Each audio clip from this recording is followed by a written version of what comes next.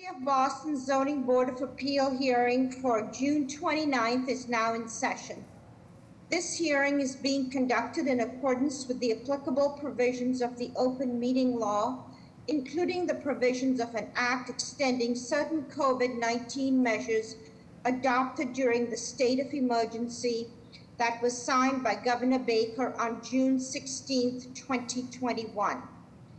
The new law allows the board to continue its practice of holding virtual hearings that it adopted during the COVID-19 pandemic until April 1st, 2022. This hearing of the board is being held remotely via the WebEx event platform. This hearing is also being live streamed. In order to ensure this hearing of the board is open to the public, members of the public may access this hearing through telephone and video conferencing. The information for connecting to this hearing is listed on today's hearing agenda, which is posted on the public notices page of the city's website, boston.gov. Members of the public will enter the virtual hearing as attendees, which means you will not see yourself on the screen and you will be muted throughout unless administratively unmuted when asked to comment. As with our in-person meetings, comments in support will be followed by comments in opposition. The order of comments is as follows: elected officials, representatives of elected officials, and members of the public. The number of people called upon to offer comment and the time for commenting will be limited by the chair as time constraints require. For that reason, the board prefers to hear from members of the public who are most impacted by the project. That is, those individuals who live closest to the project. If you wish to comment on an appeal, please click the raise your hand icon in the application via the WebEx event platform. To raise your hand, click the participant information icon. From there, find your name, and on the lower right-hand side, you should see a hand-raising icon. Click the icon and your hand will be raised virtually. Click it again and your hand should go down. If you are connected to the hearing by telephone, please press *3 to raise your hand. Just let me repeat that again. Press *3 to raise your hand if you are connecting by telephone. Those called upon to comment will be asked to state their name and address first and then can provide their comments. In the interest of time and to ensure that you have enough time to do so, please raise your hand as soon as Mr. Fortune reads the address into the record. Do not raise your hand before the relevant address is called, or the meeting host will not know to call on you at the appropriate time. I will take a roll call of board members. Mr. Fortune, you're here. I see you. Mr. Ehrlich? I'm here, but hot. Okay, I think we all are. Mr. Ruggiero? Good morning, Madam Chair. Good morning. Mr. Legris? Good morning, Madam Chair. Good morning, Ms. Dong? Good morning, Madam Chair. And Mr. Robinson? Good morning, Madam Chair. Good morning. Mr. Fortune, the mic is yours. Thank you, Madam Chair. Good morning. The first order is extensions. The first two cases, case BOA 897-041, 204 West 7th Street, and there's a companion case BOA 897-036, 209 to 213 Tudor Street. Madam Chair, we approved these last week on June 22nd, so it's just a formality. They're withdrawing these two. Excellent. May I have a motion, please? Motion to, I don't know, they've already been approved, so motion to deny without prejudice. Yep. Is there a second? Second. And this, all those in favor? I mean, I'm sorry, they are withdrawing, so yes. Yes. And let me just, let's reiterate that this, the extension was approved for 1 year at the last meeting. Calling the next two cases, calling BOA 914-030, 5 Parkway Street. There's a companion case, BOA 914-035, 7 Parkway Street. Madam Chair, this is due to expire on July 12th of 2021. This would be their first extension if we grant it today. Name and address for the record, please. This guy Pratt, I'm an architect for the project, 454 Lowell Avenue, Newton, Mass. May I have a motion, please? Motion for a 1-year extension from the date of expiration. Second. All those in favor? Aye. Aye. Any opposed? Motion carries. So you are extended from 1 year from July 12th. Correct. Great, thank you. Good luck. Calling the next case, calling BOA 874-670, 10 O Street. Madam Chair, this was a court case. The decision was entered in February 8th of 2019. Name and address for the record, please.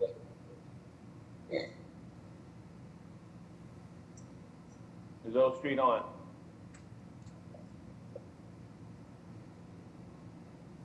Let me just check. There should be Nancy. Nancy Minucci? Yeah, I don't see her name in the chat. She didn't check in earlier. We can come back to it. I'm going to call the 9:30 hearings. Are there any deferrals or withdrawals for 9:30? If you give me the address first, please. Yes, Mr. Fortune, I have two of them. This is Attorney Joseph Feaster. First one is 405 Washington Street, Let me call it into the record. And what's the other one, Mr. Feaster? 120 Hancock Street, Mr. Fortune.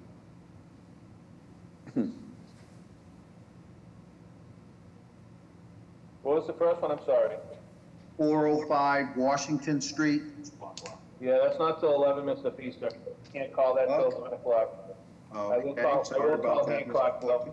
though. Case BOA 113-0507, 120 Hancock Street. Name and address for the record, please. Good morning, Attorney Joseph Feaster from the law firm of McKenzie & Associates, 183 State Street, Suite 6, Boston, Mass. 02109. I am begging the board's indulgence here because just like my asking for 405 to be heard at this time, Mr. Fortune, the pandemic has had its impact even on my clients in the respect that while this case is a D&D project which my client was successful in, what they failed to do in the timing when there were some changes made after negotiations with D&D, they failed to resubmit it to the plan examiner to get the letter which says that there are no additional violations, which is the case here. But again, I know the board wants confirmation of that, so when it was brought to my attention, I said I needed to make this request, Madam Chair, members of the board, for an extension. It has been submitted to the plan examiner, so if it is within your wisdom and your ability to do so, I would ask to be able to come back in about 2 weeks in order to present the case, which is, as I stated, a D&D sponsored project, which my client was successful in winning. May I have a motion for deferral? Motion to defer. Is there a second? All those in favor? Aye. Aye. Any opposed? The date, please, Mr. Fortune. Unfortunately, Mr. Feaster, we cannot do anything. We're into August 31st. That's the closest date we can get you. All right, well, Mr. Fortune, I'm so glad that your mic is working because I always love to hear your voice. And even though that's not the date I wanted, I thank you for your indulgence. And I will be back on, I guess, at 11:30 is the other matter. Thank you. Thank They you. always said I had a face for radio, Mr. Feaster. Thank you. Are there any other deferrals or withdrawals for 9:30 cases? Yes, Mr. Fortune, 74 Burt Street. Thank you, Mark. For the record.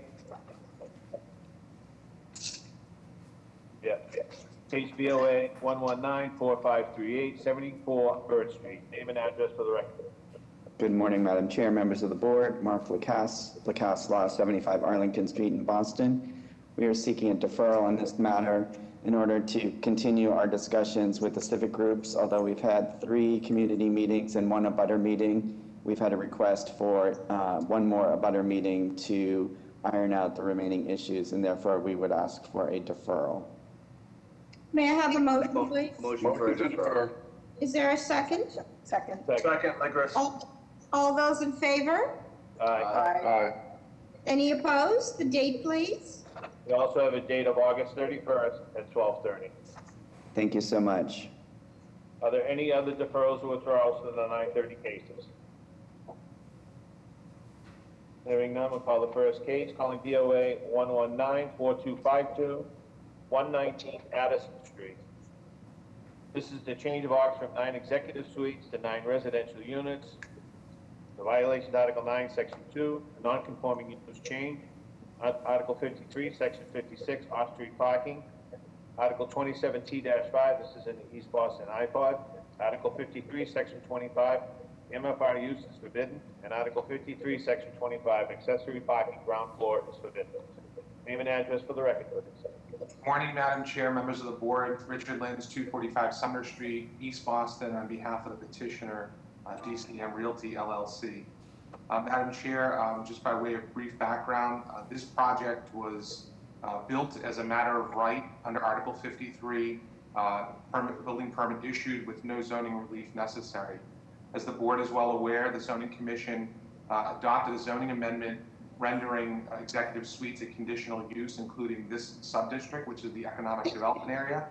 Our proposal at this time is to change the legal occupancy from executive suites to residential use. As the board can see, the building is already constructed. It is built under the building permit that was issued. The building was built in accordance with all the dimensional requirements as set forth in the EDA. Again, as the board may be aware, within the EDA, residential use is ironically forbidden. In fact, this particular section of Addison Street, or this side of Addison Street, is predominantly residential. So our proposal before the board, and consistent with the city policy to eliminate executive suite uses or short-term rental uses, is to bring this into a more conforming use for the area, but it would be non-conforming for purposes of what's in the EDA. My understanding is that the BPDA has recommended approval for this project based upon the fact that this is consistent, again, with the city policy relative to executive suites. I can run through quickly, Madam Chair, and again, these are all existing conditions as this structure has already been constructed. There are a mix of would be a mix of 2 and 1 bedroom units ranging in size from about 700 square feet up to about 915 square feet. The building is serviced by an elevator, so it would have appropriate accommodations for persons with disabilities for the building. With respect to the height of the building, again, this was built in accordance with Article 53. We're actually below the height limit that is permitted in the district, which is 45 feet. And we do provide a total of 9 off-street parking spaces. And again, this was in accordance with the building permit that was issued. Under the zoning code, it does state that residential use actually has a higher requirement for parking. However, I would point out that Article 53 also provides that where dwelling units or units already exist, you're only required to provide parking for the units that you're adding. And we are not adding any units. The 9 units that were approved in the executive suites, again, were approved as a matter of right. So with that, I'm happy to answer any questions with respect to this project. So, Councillor, any roof decks proposed on this? There are no roof decks proposed, Madam Chair. And open space, I'm assuming you met that requirement? The requirement under Article 53 for the EDA was met with the original building permit. That is correct. Okay. How are the plans, Mr. Robinson? The plans are good, no questions. Any questions from the board? Yeah, I have a couple questions. How long has this been used as executive suites? So, Mr. Ehrlich, the certificate of occupancy is not issued. This building is under construction presently, and I know So it's not done? No, but it is approved as executive suites. It is ready. It's ready for occupancy. No CO is issued yet as of yet. So we But you described it as being 100% complete, so there's no C of O. I'm sorry. Yeah. So it's just about ready for final inspection. That's correct. Okay, and there is no code or any kind of requirement to make what had been designed as executive suites appropriate for residential use? It's exactly the same floor plans? That is correct, and we did review that with the examiner. There is no building code issue with respect to that. I think the accessibility issues were the only ones concerned, and those are all met. As I said, it's serviced by an elevator for the entire building. Okay, and is there a reason that, I mean, when did it start construction? I believe construction started a little over, probably about a year ago. The reason, obviously, a couple of reasons. One, the pandemic has obviously changed the dynamic with respect to commercial type rentals, and certainly the city's position on executive suites, I think, has certainly changed the thinking on the way. No, I understand. I'm trying to understand the sequence of events. So it was approved before the city policy on executive suites. Construction didn't begin until after? No, the building permit was issued prior to the city's change. Okay, but you said construction only started a year ago, at which point the city already had a policy on executive suites. Right, but I believe the building permit already issued under the prior zoning. Mr. Lynn, I don't know why I'm having trouble understanding the logic here. If the city policy had already changed, why did you start construction on a permit that was no longer going to be appropriate? I can get the exact dates, Mr. Ehrlich. The permit, I am certain the permit issued prior to the zoning change for the city with respect to executive suites. The construction of the project, I believe, started just a little over a year ago. Right. I can confirm the dates, but which is after the city adopted its policy on executive suites. Understood. However, a building permit had already been approved. No, I get that. But if now you're coming before us and asking for a change, I'm just curious why you didn't do this a year ago before construction started. And I understand. And I can let the board know that originally this project was looked at for residential use. There was resistance from the neighborhood on the project. The only allowed use was, or residential type use would have been executive suites, hotel, motel, et cetera. So the applicant did proceed as of right, and with the understanding that they would operate these executive suites. However, has made a change, or has decided to make a change to residential. So now you're proposing that they get what they originally wanted, that was abandoned because of neighborhood opposition. That's correct. Okay, thank you. So, Mr. Ehrlich, go ahead, Jeff. The amendment to the zoning code that dealt with the executive suites was approved by the zoning commission in January of 2020. I don't know if that puts any context to when this. When this building received their permits for construction, but it was over a year ago. Okay, I just got a quick question, Mr. Ruggiero. Yeah, so is there any open space, any balconies? I understand the building meets the building code, the previous zoning code, but is there any I don't see any balconies or any outdoor space or anything. Yeah, so with respect, Mr. Joe, with respect to open space requirements under the EDA, there was no requirement for open space, so it complied with the code. Okay, but there is no open space. There's nothing other than what's shown on the site plan for the area that's not parking, correct, to the rear of the building. So the EDA requirements basically have a few yard requirements, if right? What happened to modal front yard, about respecting modal front yard? Because it looks like the abutters are set back a bit, and this one goes directly to the sidewalk. Right, so Madam Chair, my understanding under Article 53, EDA has two dimensional requirements, the rear yard of 20 feet and the height, actually three dimensional requirements, the rear yard of 20 feet, the height of 45 feet maximum, and an FAR of 2.0. Those are the only setback and dimensional requirements. So as a courtesy to the applicant, to the neighborhood, the applicant chose not to respect modal front yard, but to maximize by going directly to the lot line then. My understanding under the code is that modal applies when you are looking for the exception to the setback. Okay, thank you. Any other questions from the board? Is anybody here to speak either in support or in opposition of this proposal? Good morning, Madam Chair, members of the board. Lina Tramelli with the Mayor's Office of Neighborhood Services. We would like to go on the record in opposition for this proposal. During the community process, this proposal received strong opposition from Harborview Neighborhood Association and from abutters who have concerns about the residential density in an economic development area and the fact that this project changed after being approved by the board. Also, residents are concerned and frustrated about the way the applicant applied for this project to get the maximum of variances approved. Thank you. So Lena, if I get this correctly, they're not opposed to the residential use. They are opposed to the number of units. They are opposed about like how the whole process went through, because okay. They were opposing about the number of like stories and the density of the building, how it's massive, but they knew that they could not oppose if they were applied for residential, for executive suites. But when it comes to the residential, they have a different variances to relieve. Thank you. Thank you.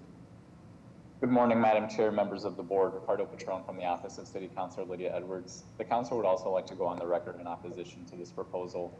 As Lena mentioned from the mayor's office, the way that this proposal kind of went through the process took away the community's ability to weigh in on what the building would look like. And for that reason, the council would like to go on the record in opposition. If this is granted, the council would ask the proponent to make some of the units affordable. That seems like a fair compromise and something that came up in my conversations with some of the abutters. Thank you. Ricardo, a quick question for you. So besides and I totally understand the issues with the process of getting to these 9 residential units, was there an issue with the number of units and the bedroom count? That didn't come up in my conversations with the abutters. I think it would have had an actual community process taken place. And that's really, I think, the heart of the issue, is that the community didn't have an opportunity to weigh in on those types of questions during the process. And now the building is built, it's there. And so those kind of concerns, I guess, kind of seem moot. Yeah, and tell us about the character up and down the street. Are those 2s and 3s? What is the character of the street? Either you or Lena. Yeah, I'm not sure how many multifamily residential buildings there are on Addison Street. I mean, there is one that's being built at the end of the street. But other than that one, it's mostly 2s and 3s. Okay, thank you. Madam Chair, I just want to clarify for the record, I just did some research. Well, the building permit for this actually issued at the end of 2018, and construction began in 2019 in earnest. So that was well before the zoning amendment to change from executive suites. It was issued by right without any pending zoning change. 125 Addison Street, which this board had heard previously, was pending during the zoning amendment change, and this board denied that based on executive suites. Okay. Ms. Ambassador, are we all set? Madam Chair, Secretary here. Madam Chair, sorry. We have a few letters of support. We also have 2 letters of opposition, basically saying the same thing that Councilor Edwards in the mayor's office spoke in regards to the community benefit of having a meeting. Okay. And Madam Chair, I do have 5 raised hands at the moment. I'll start with okay, Ms. Ambassador, I just want to be clear that we will hear from 3 people. It is already almost 10, and we do have a number of cases ahead of us. Okay, sounds good. Yep. All right, Richard, you've been unmuted. Can you state your name and address for the record, please? Sure. Good morning, Madam Chair and members of this board. My name is Richard Scaramosa. I live at 135 Addison Street. I am a lifelong resident and an Addison Street abutter.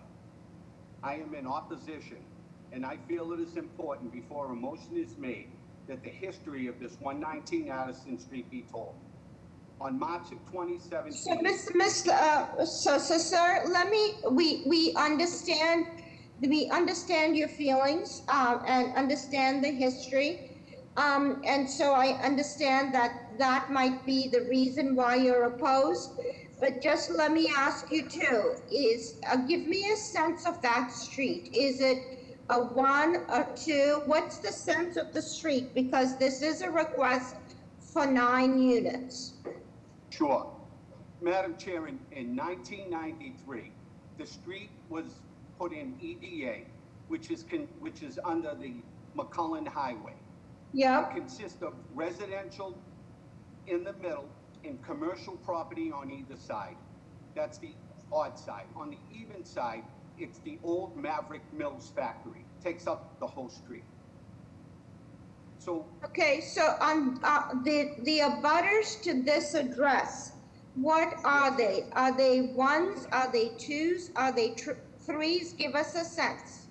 okay, the majority of the homes on the street are 1 and 2 family homes. As a result of 119 being built, the owners at 125 Addison Street put their home up for sale. The quality of life had changed. By placing it under executive suites, they were intentionally denied the process.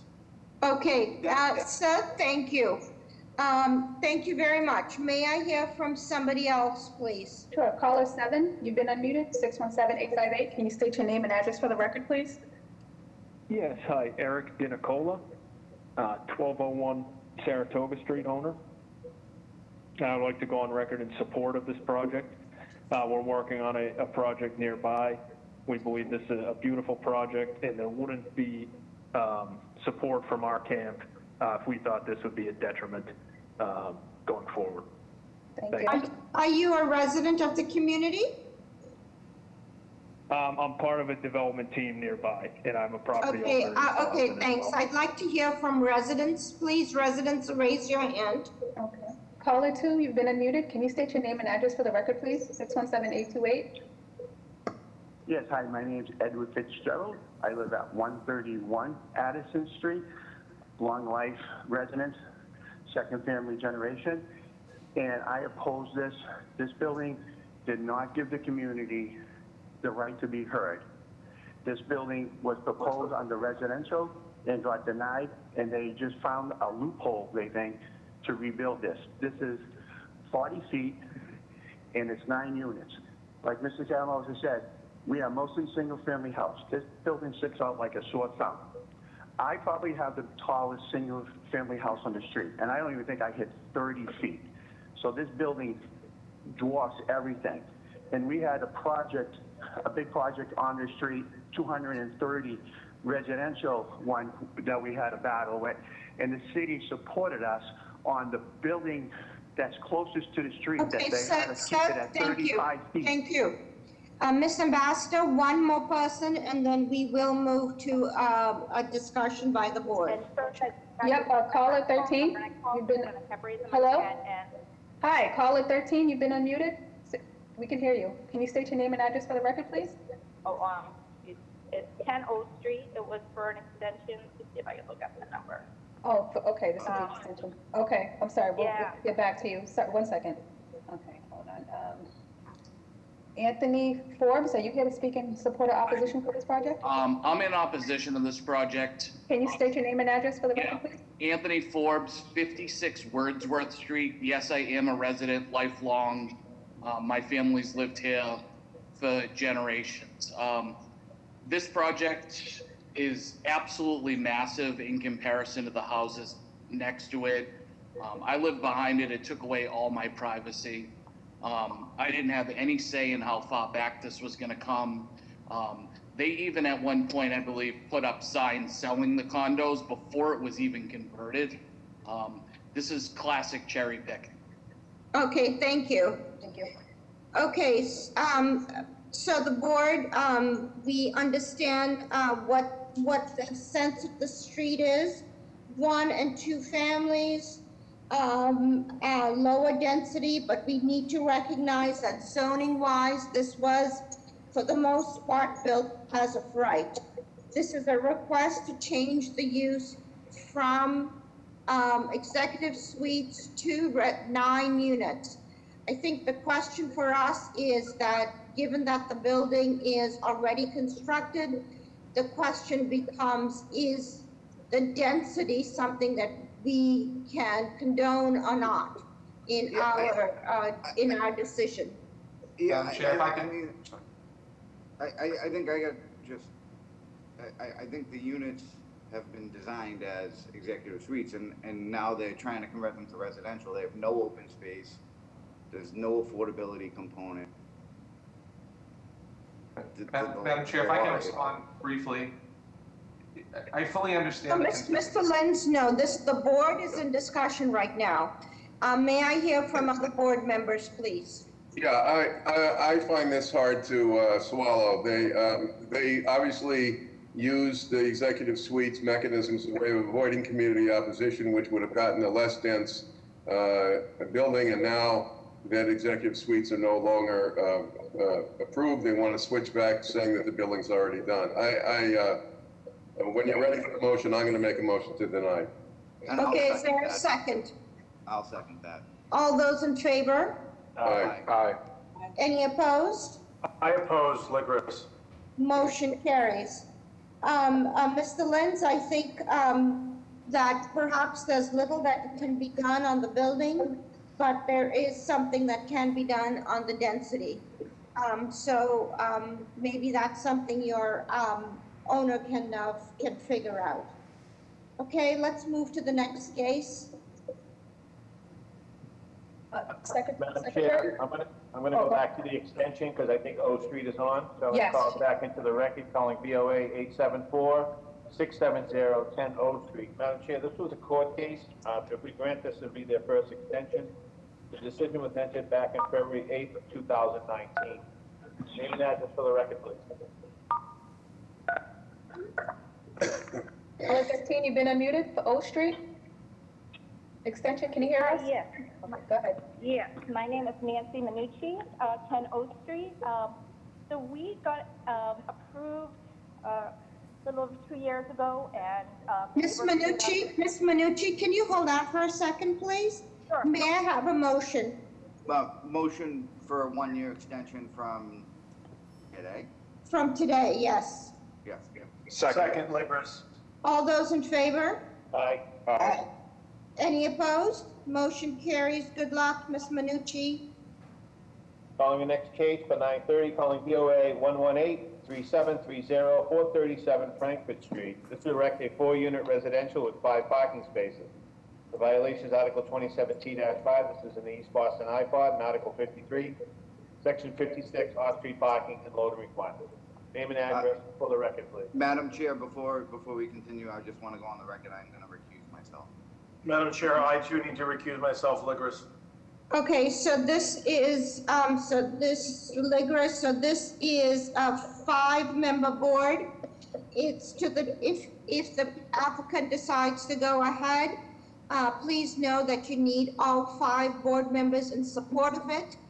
There is also the option to request a deferral until there is a board, a more robust board.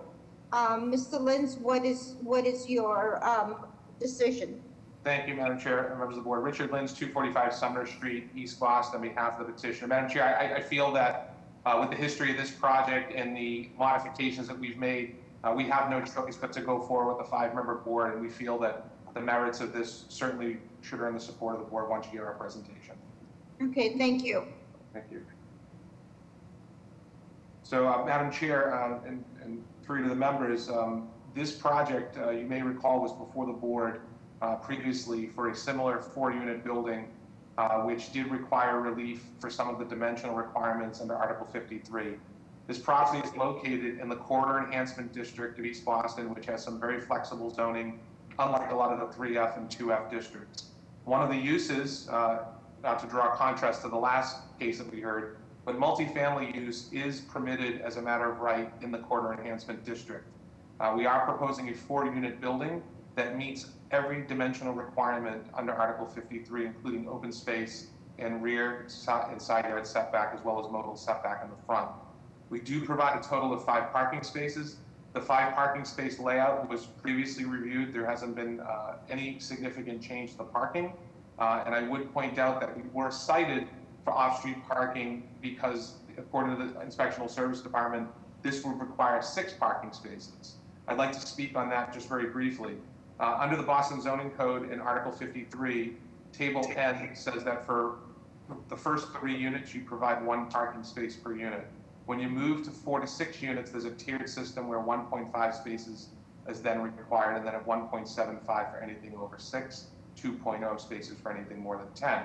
If you do the math and you calculate this, and my understanding based upon previous conversations with plans examiners, is you don't double your parking spaces simply from going from a 3 to a 4 unit building. It's 1.5 spaces added to the 3, which rounded up makes 5 parking spaces.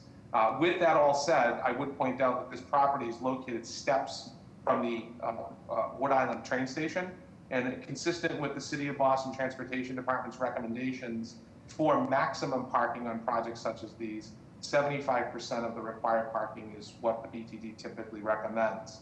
Okay, so Mr. Lins, let's go to the details of the project. Sure. One, is this an elevator building, and where is the handicap unit? So this is not an elevated building. The accessible unit is located at grade. We do include 2 1-bedrooms, a studio, and a 2-bedroom unit. There's also a proposed roof deck that's accessed by hatch. And again, we have modified. Who is that roof deck accessible to? The upper roof deck is accessible to unit 3, and there's also a roof deck above. You should go to the profile view of the building. I believe we can see the elevations showing the roof decks that are accessible to which unit. If we could skip to the next slide, please. And can you give us dimensions on the units, please? Sure. On the studio, we're at 450 square feet.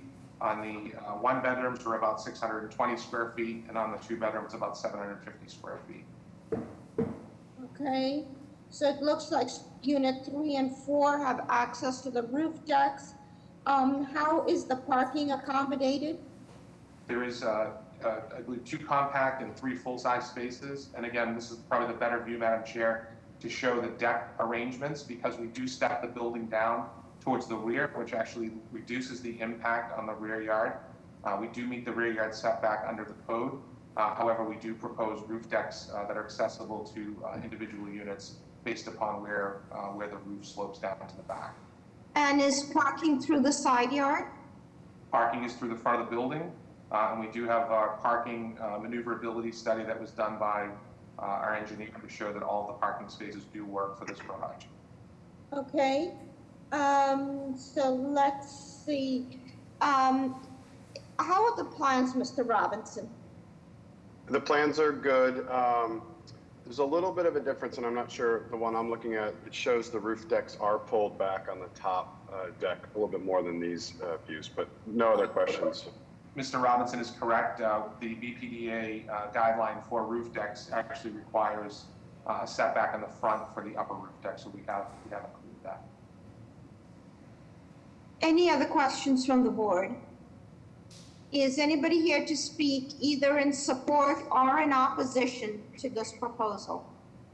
Good morning, Madam Chair and members of the board. Lina Tramelli with the Mayor's Office of Neighborhood Services. We would like to go on the record in support of this proposal. We recognize there is some opposition based on parking and use, but the Office of Neighborhood Services held 4 abutters meeting for this project, where the applicant worked hard to address the concerns of the abutters. We think parking relief is acceptable due to the proximity of this property to the Wood Island train station. We also received 16 letters of support from abutters, residents of Harborview, including 2 direct abutters in the rear and the right of the property. Thank you. Good morning, Madam Chair and members of the board. Ricardo Patron from the Office of City Councilor Lydia Edwards. The council would like to go on the record in opposition to this proposal.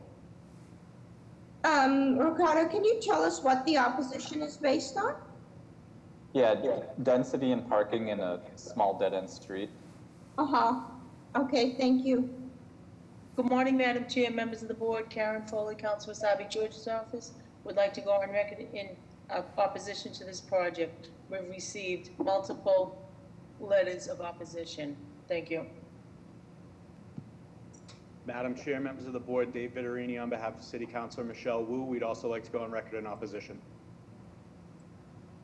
Madam Chair, members of the board, Quinn Valsich on behalf of City Councilor at Large Michael Flaherty. the council would like to acknowledge that the proponent has made significant changes to the plans in response to some of the community's concerns, and as a result, the mayor's office and the BPDA's support. However, at this time, the community still has concerns. I'm encouraging the proponent to continue to work through these issues, and I'm going to stand with my neighbors and the district colleagues. Thank you. Madam Chair, Secretary here. We have letters of opposition and letters of support. Thank you. Madam Chair, Madam Chair, I have 3 hands up, 3 hands raised.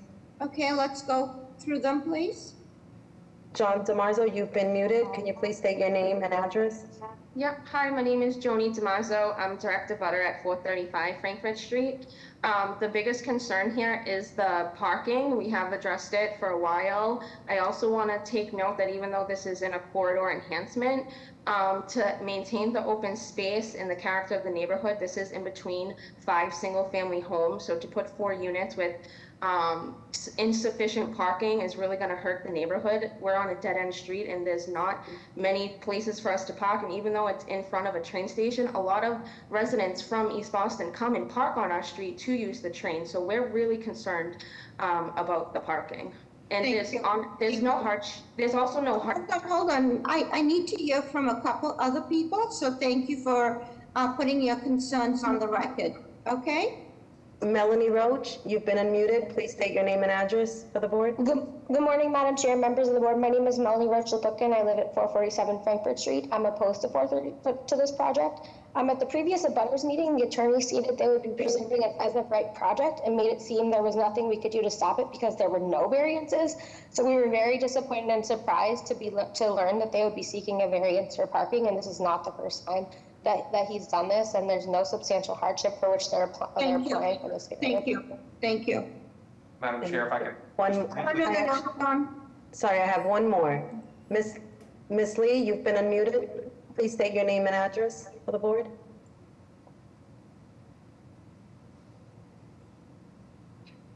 Hi, can you hear me? Yes.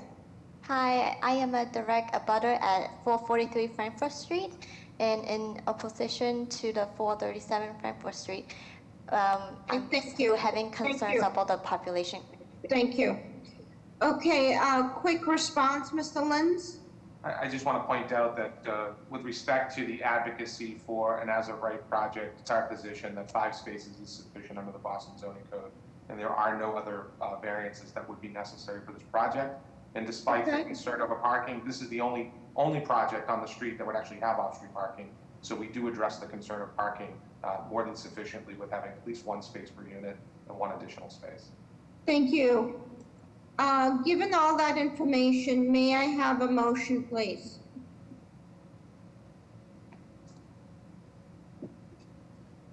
I'm going to make a motion to deny without prejudice. I think that the proponents can come back with the community with a project that could be more acceptable.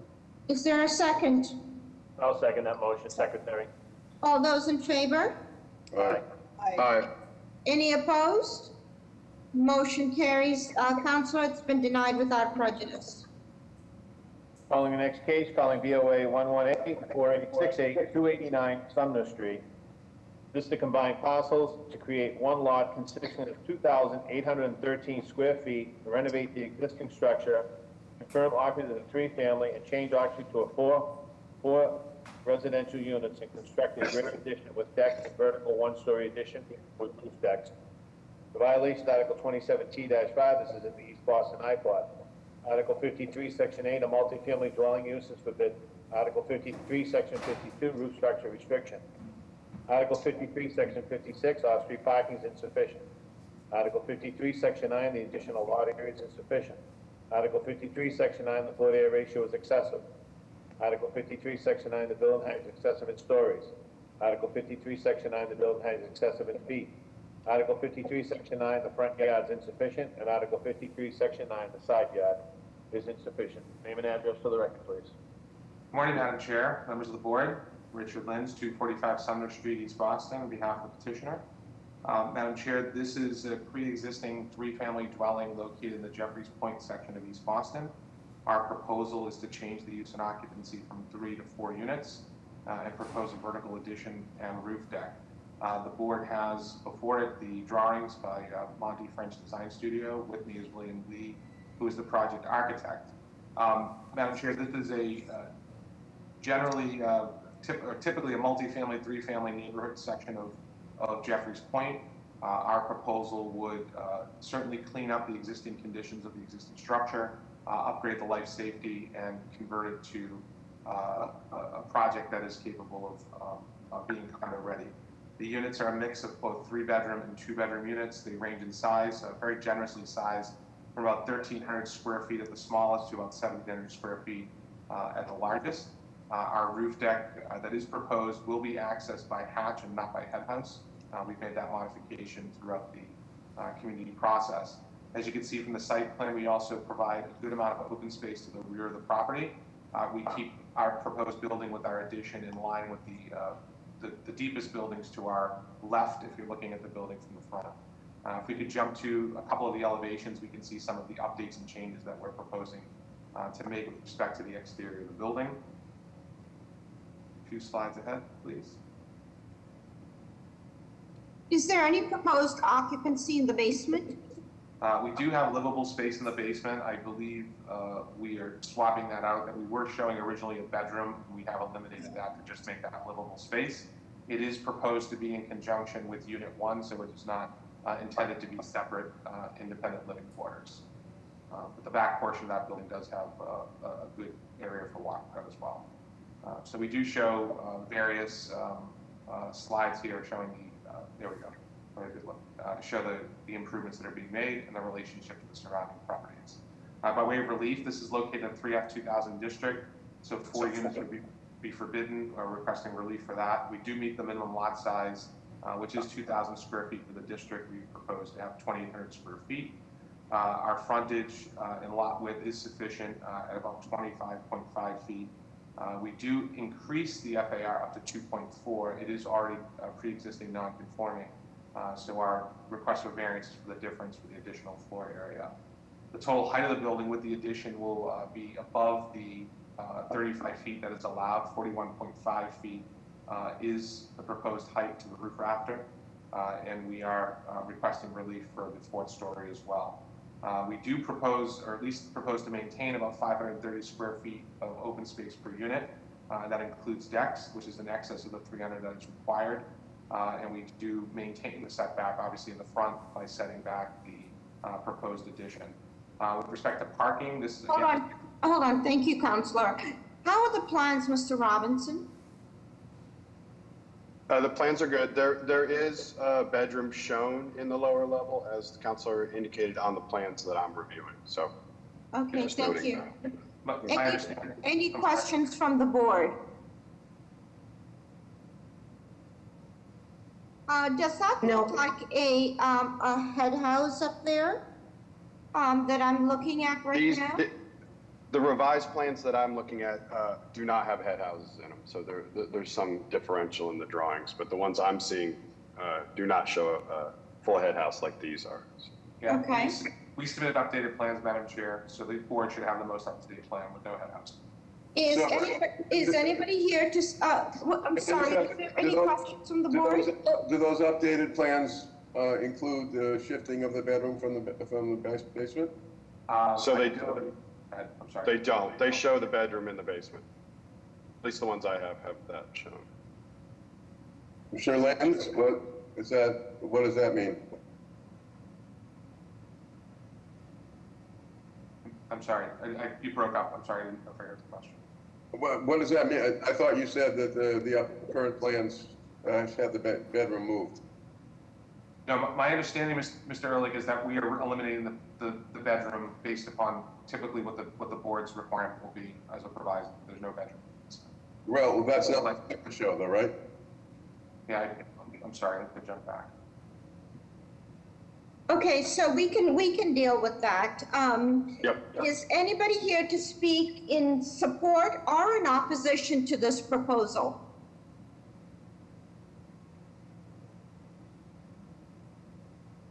Madam Chair, I have no new raised hands. Madam Chair, we have Secretary here. We have one letter of support from the Jeffries Point neighborhood. Okay, any representatives from the mayor's office or elected officials to speak on this? Good morning, Madam Chair, members of the board. Ricardo Patron from the Office of City Councilor Lydia Edwards. The council would like to go on the record in support. Good morning, Madam Chair, members of the board. Karen Foley, Councilor Sabi George's office would like to go on record in support. Thank you. Madam Chair, I believe Lena, ONS is also. Sorry, we just have technical issue. Good morning, Madam Chair, members of the board. Lina Tramelli with the Mayor's Office of Neighborhood Services. We would like to go on the record in support for this proposal. This proposal received strong support from Jeffries Point Neighborhood Association and from abutters. Thank you. May I hear from the city's planning agency? May I hear from you, Jeff, please? Thank you, Madam Chair, members of the board, Jeff Hampton, BPDA. We recommended denial without prejudice. These, in part because of the head house, we didn't receive plans that showed the head house not on them. Also that, the majority of the buildings are 3 stories. We were opposed to the increase in height. Okay, so given that array of information, may I have a motion, please? Motion to approve, subject to BPDA design review. Can we add a proviso to eliminate the bedroom in the basement? And a proviso to eliminate the bedroom in the basement is acceptable. Is there a second? I'll second that. All those in favor? Aye. Aye. Any opposed? Motion carries with those provisos. Good luck. Thank you. Calling the next case, calling BOA 118-3162, 173 to 177 Maverick Street. This is the combined parcels and erect a mixed use consisting of 9 residential units and 1 restaurant space. The violation is Article 53, Section 8, restaurant use is forbidden use. Article 53, Section 8, a multifamily dwelling unit is forbidden use, 9 units. Article 53, Section 9, height requirement is excessive in stories. Article 53, Section 9, the height requirement is excessive in feet. Article 53, Section 9, the lot area for additional dwelling units is insufficient. Article 53, Section 9, the floor area ratio is excessive. Article 53, Section 9, usable open space is insufficient. Article 53, Section 9, the front yard setback is insufficient. Article 53, Section 9, side yard setback is insufficient. Article 53, Section 9, the rear yard setback is insufficient. Article 53, Section 56, off-street parking. The requirement is insufficient. And Article 27T-5, this is in East Boston, iPod. Name and address for the record, please. Good morning, Madam Chair, members of the board. Richard Lenz, 245 Sumner Street, East Boston, on behalf of the petitioner, MG2 Group. Also, I believe on the call is either Tria Larea or Sharon Gengis with Joy Street Design. By way of brief history, Madam Chair, this board approved this project. It's a pre-existing, there's actually 3 lots involved here. There are 3 row house buildings with ground level retail and residential above. They are in deplorable condition, and the board back in 2018 approved a petition to preserve the existing structures and renovate and to allow for ground level combined retail and 9 residential units. We have spent a good deal of time with engineers trying to look at ways to ensure preservation of the existing structure, and this is a good slide to hold up on. However, it has just been determined that it's just not feasible to do the project the way we intended based upon preservation of the existing structure. So we undertook a process with the community to discuss the demolition of the existing 3 buildings and then to propose essentially the exact same project that was approved by this board in 2018. That decision is still active, and we are on extension until July 13th of this year for those approvals. We did initiate an Article 85 process before we submitted to the board. The Boston Landmarks Commission on February 4th of this year made the determination of no significance for the 3 buildings, and therefore we are free to proceed with demolition of the structures. Nothing has changed with respect to this project. It will still be combined ground level retail and with 9 units with the 4th-story addition being proposed as shown in the renderings here. If the board would like me to go through the programming of the building, I'm happy to do that, but as I said, nothing has changed with respect to the proposed project that was approved by the board back in 2018. So can you give us the breakdown on the bedroom count and the square footage, especially as this building now starts from scratch? Sure. So we do have a mix of studio, 1 and 2 bedroom bi-level type units.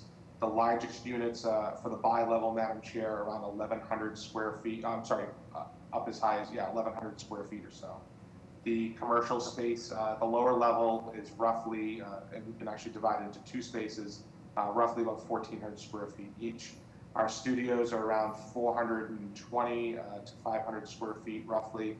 And the 2 bedrooms appear to be a little over 800 to 900 square feet in total. So the 1 bedrooms are 800 square feet, and the 2 bedrooms are 1,100? The 2 bedroom, there's a range on the 2 bedrooms. We have actually bi-level units that are around 1,100. We have some smaller 2 bedrooms that are around 800 to 900 square feet. The 1 bedrooms look to be about 600 or so square feet. So I'm looking at the zoning, and this is a 3F 5,000. And I can understand the thinking when this project came to this board a few years ago as a retrofit. Since you are starting from scratch, however, and this is a 3F 2,000 district, was there any thought to making it completely residential in support of what's abutting? We did look at that. However, as we took this through the Go Street Citizens Association process, there was a strong desire to maintain a retail presence at the lower level. This was formerly a bakery, and we are looking at a food service type tenant for the ground floor location. This is located in very close proximity to Maverick Square, and based upon the number of residential units in the immediate vicinity, having a retail presence is something that the neighborhood actually encouraged and supported. So food service means the equivalent of a coffee shop, or is it, a small mixed goods kind of store? Yeah, maybe more along the lines of a cafe, Madam Chair. I don't believe this will be full service restaurant based upon the size and the needs for back of the house. But this is intended to be, again, ground level retail presence that services the immediate vicinity. It is located very close to the neighborhood shopping district as well. Okay. How are the plans, Mr. Robinson? The plans are good, no questions from me.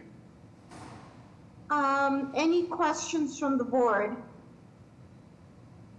Is there any affordability component? There is not. Again, the number of units approved at the time, I believe there's 6 units presently already, so we were only adding an additional 3 units onto the building. And tell us about the parking, because now you will need parking tell us about the parking. How many are being provided? None provided, Madam Chair, and again, this is within steps of Maverick Square, so very close proximity to Maverick T Station, as well as bus lines that lead to Chelsea and points north of East Boston. I mean, I think the question that I have is that first there is the addition of a commercial use, and some of the residents may in fact need off-street parking if they work off hours or something like that. And I totally understand the thought when it was a retro, but since this is new construction, it's an opportunity to look at this with a fresh view. But I just put that on the record. Any other questions from the board? Is anybody here to speak either in support or in opposition of this proposal? Good morning, Madam Chair, members of the board. Lina Tramelli with the Mayor's Office of Neighborhood Services. We would like to go on the record in support for this proposal. Thank you. Morning, Madam Chair, members of the board. Ricardo Patron from the Office of City Councilor Lydia Edwards. The council would also like to go on the record in support. Good morning, Madam Chair, members of the board. Karen Foley, Councilor Sabi George's office, would like to go on record in support of this project. Thank you. Madam Chair, I have no raised hands. So given that information, may I have a motion, please? Motion to approve BPDA design review. Second. I'll second that. All those in favor? Aye. Aye. Aye. Any opposed? I'm opposed. I too am opposed, but there are 5 in support, so the motion carries. Approval with design review. Calling the next 2 cases. Calling BOA 118-7855, 61 Horace Street. There's a companion case, BOA 118-7853, 63 Horace Street. This is for 61 Horace Street, erecting new 3-family dwelling on a newly created lot. The violations, Article 10, Section 1, off-street parking shall be located no less than 5 feet from the side lot line. Article 27T-5, this is in the East Boston iPod. Article 53, Section 8, a 3-family dwelling is forbidden. Article 53, Section 56, off-street parking is insufficient. Article 53, Section 9, the building has excessive in stories. And Article 53, Section 9, the building has excessive in feet. This is for 63 Horace. This is subdivide and combine parcels. 63 Horace then contain 2,640 square feet, and 61 Horace Street to contain 4,735 square feet. On an existing 2-family dwelling for a new 3-family dwelling. The violations, Article 53, Section 56, off-street parking is insufficient, and Article 53, Section 9, the floor area ratio is excessive. Name and address for the record, please. Good morning, Madam Chair, members of the board. Richard Lins, 245 Sumner Street, East Boston. I'm here on behalf of the petitioners and homeowners, Richard and Therese Raimondi. With me on the call today is also Frank Del Muto, who's the project architect. Madam Chair, this involves several lots in the Harbor View section of East Boston. The Raimondis own and live in the 2-family that you can see here on the screen to the left side. They have recently acquired a vacant lot to the right of them, which would create the proposed lot for the 3-family dwelling. We had explored a number of options with respect to the property, including conversations with the immediate neighborhood. While there is a conceivable plan to be able to divide these properties based upon the zoning subdistrict and create 2 new 2-family houses, we felt it was more appropriate to preserve as much open space as possible and create appropriate parking and provide a building that is actually 1 less unit than would be allowed by right. We could jump to the actual landscape plan, which I believe might be the next slide. It probably tells a little bit better story about how we're laying out the building. Here we go. So we're looking here at the bottom of the screen would be Horace Street. The proposed 3-family would be located immediately to the right of the existing 2-family that's owned by the Raimondis. And again, the decision here was to not move this building closer to their abutting neighbor to the right, but instead to keep the building as close to their property that they currently own. They will occupy the new building. But again, we're showing a number of parking spaces both outside and under the building that would service both buildings here. As we see here, we also preserve a good amount of open space to the rear of the property and the right side of the property. And I think we do have some renderings showing how the building will look in context with the surrounding neighborhood if we can just jump forward. While we're doing that, the new building would have 3 units. A mix of 3-bedroom and 2-bedroom. The 2-bedroom is about 750 square feet. The 3-bedroom ranges from about 1,300 square feet up to about 2,000 square feet, which will be the owner unit. So what we're seeing here is the site context and the context renderings showing how the building will fit in the surrounding area. We work closely with the neighborhood and the Harbor View Neighborhood Association on redesigning this to be more compatible with the surrounding context of the area, including the pitch roof and the bump outs that you see here in the design.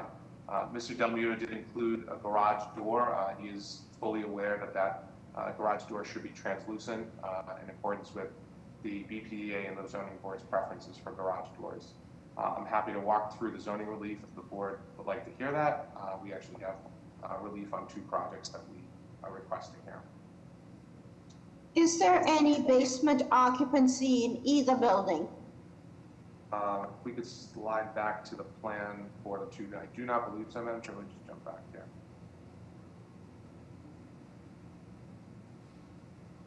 The basement level on the existing building only shows basement.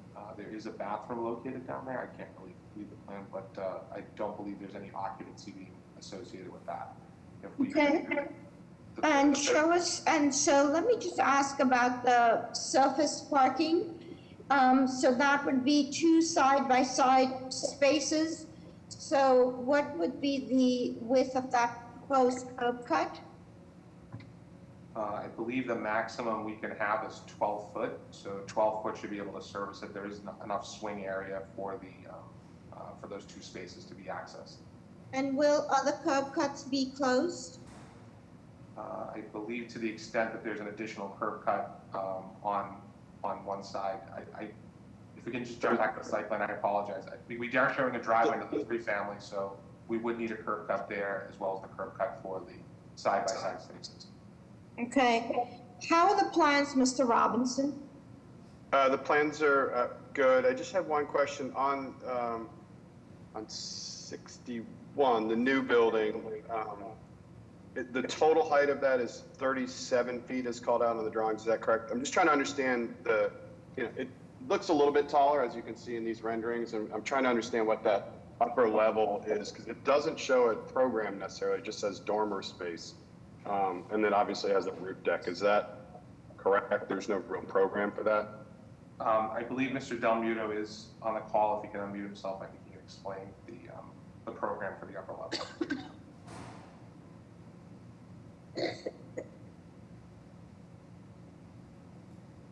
Frank, are you able to unmute yourself?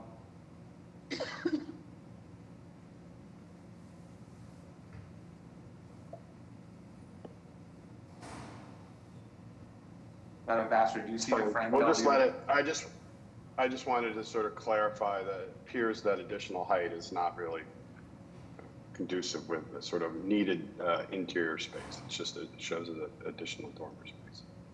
Okay. Any other questions from the board?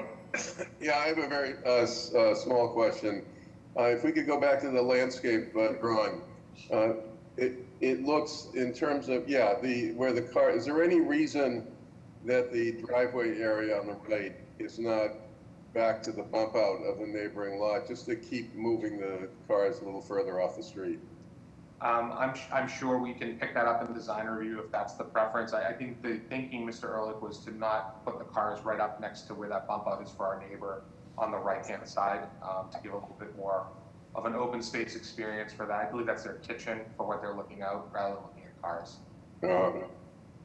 Okay. Madam Chair, Secretary here. Mr. D'Amico has spoken this. Would you like his comments? Yes, please, go ahead. Regarding 61 Horace Street, two spaces are in the front yard.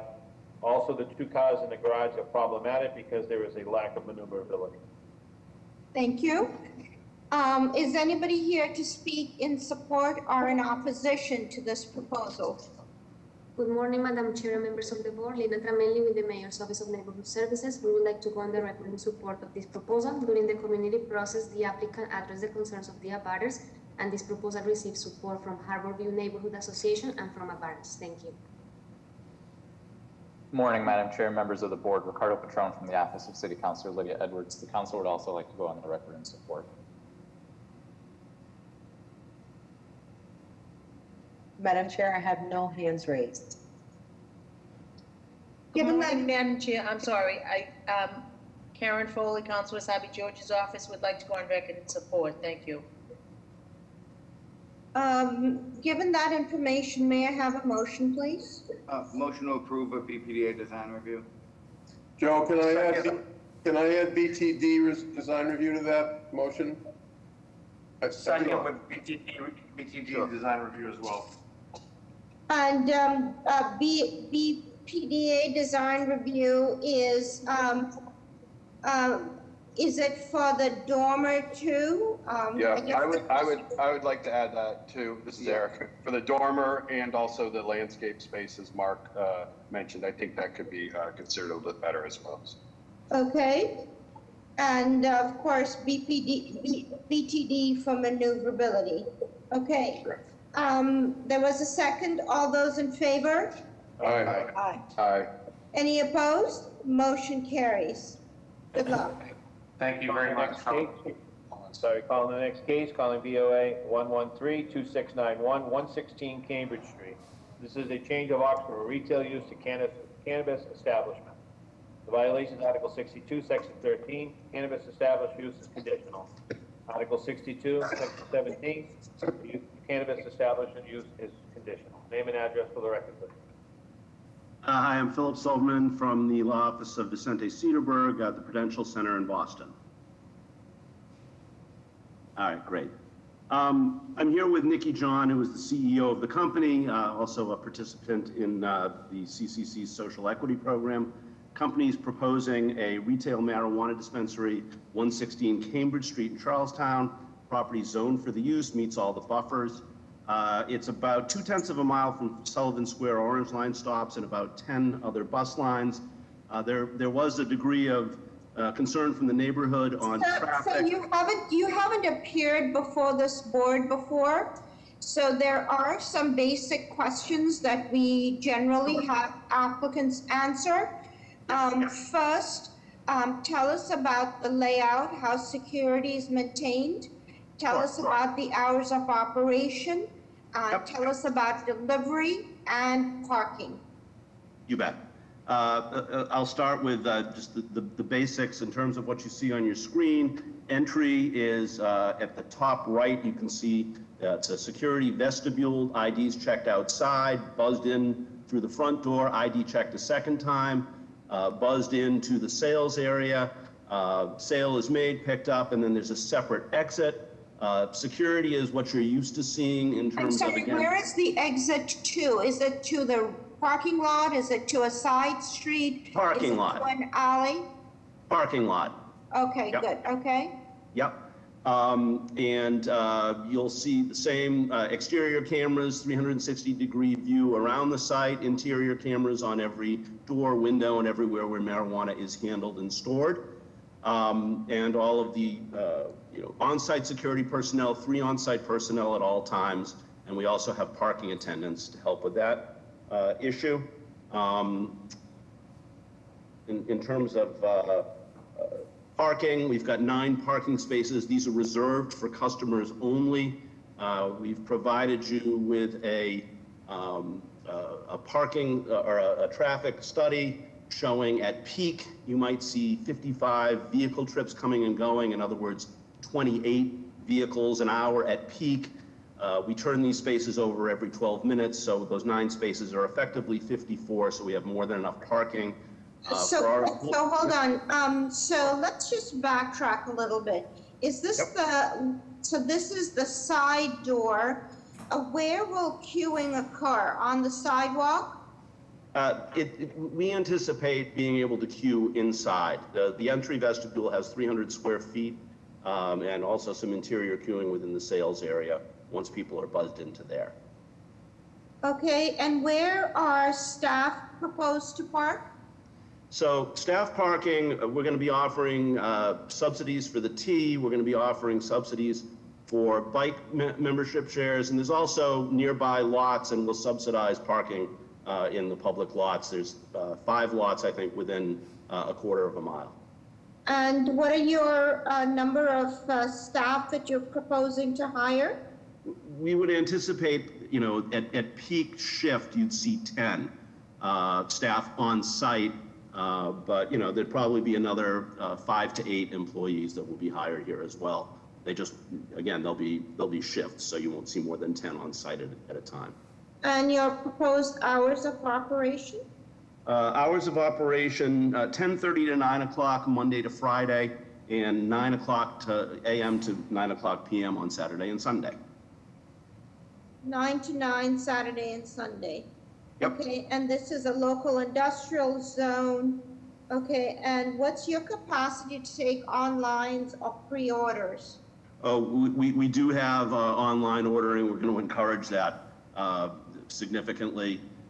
At some point, as the program ramps up, we'll also have deliveries, which should also reduce the number of people coming to the facility.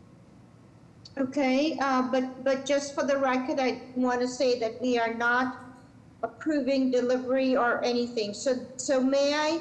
So is this? So this is Mr. or Miss John on this call too? She is. Yes, present. Is there anything that you want to add as the applicant whose name is going to be on this on this proposal?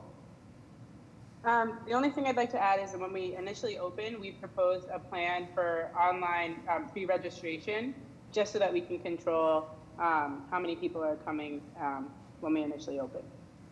Okay. And so, you know, when we've talked to other applicants, they've had very specific plans on hiring and diversity in hiring. Is there anything, such thing proposed by you and your team? Go ahead, Nikki. Yep. Yeah. So we also have diversity and inclusion. We're 100% owned right now. Even after funding, we will maintain that 50% to keep our social equity status. But the goal is to keep that at 100% throughout ownership of the business. And in terms of hiring, we want to hire local, but we also want to hire diverse candidates. So we're going to hire personnel who are diverse, but also have contracts with other companies that promote diversity as well. Thank you. How are the plans, Mr. Robinson? No questions on the plans. The layout looks good. I do hope that we can look at maybe some buffering of the parking and creating a little bit more of a nicer space out there if folks are coming to this place. So. Thank you. Certainly. Any questions from the board? Is anybody here to speak either in support or in opposition of this proposal? Good morning, Madam Chair, members of the board. Patrick Vandell, Mayor's Office of Neighborhood Services, on behalf of the Mayor's Office. There was a community meeting held for this on March 10th, 2021, which was attended by residents, community stakeholders, and representatives of local elected officials. The applicant completed all statutory requirements for notification prior to this meeting and has maintained continued outreach to the community and stakeholders there. The applicant has adequately demonstrated their security plans for the premises and the operational logistics of the site. Further, the applicant has worked with traffic consultants to ensure that this application would not have an adverse impact on area streets. While we understand that there is both support and opposition on record regarding this proposal, the Mayor's Office would like to go on record in support and ask that the applicant continue to outreach to the community as they move forward through this process. Thank you.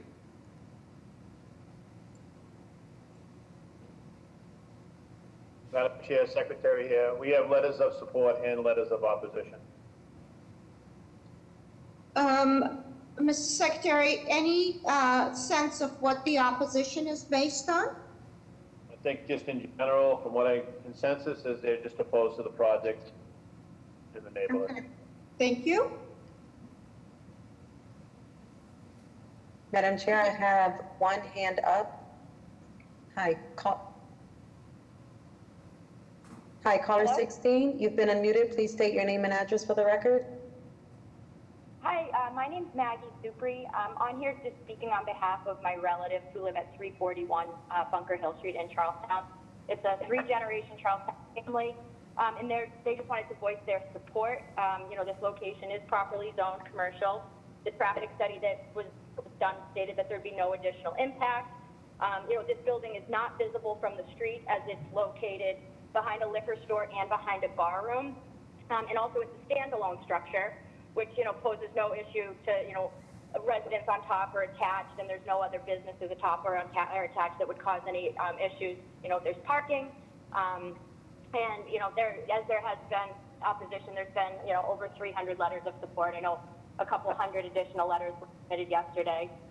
So and on behalf of the residents of 341, just stating that strong support behind this project.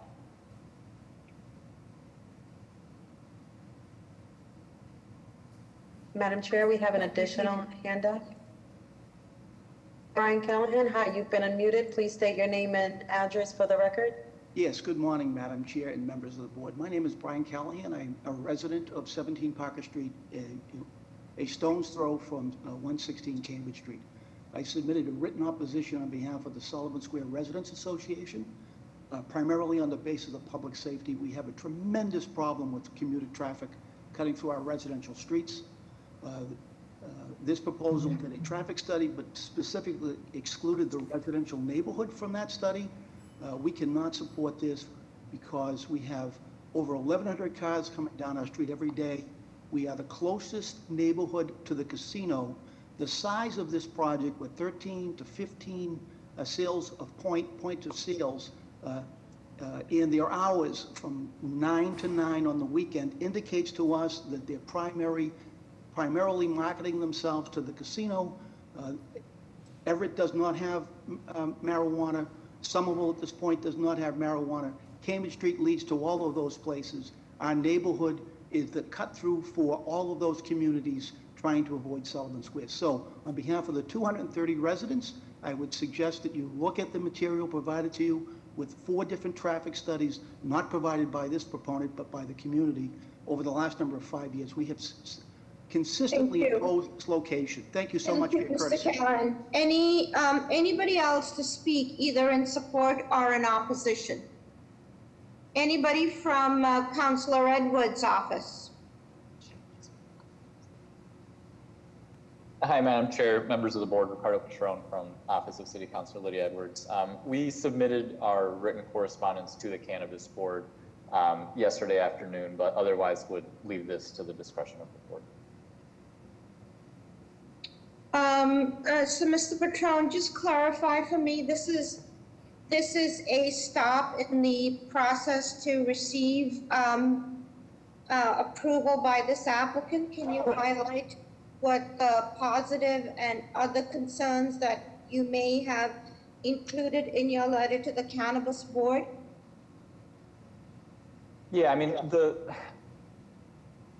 letter that we submitted yesterday and submitted to the Cannabis Board previously kind of goes through the concerns that Councilor Edwards has with this proposal. Primarily is that the applicant isn't a local neighborhood resident. Councilor Edwards has always preferred that cannabis licenses be issued to neighborhood residents when possible, and then just general lack of community support, as Brian said, a lot of concerns about traffic, and this applicant just failed to garner community support through the process. But this is a conditional use.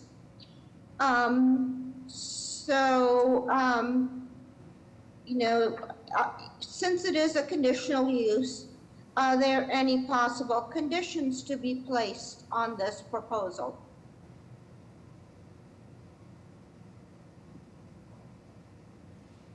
I think we would leave that at the discretion of the board. Okay. Can I hear from one more person and then we will make a decision?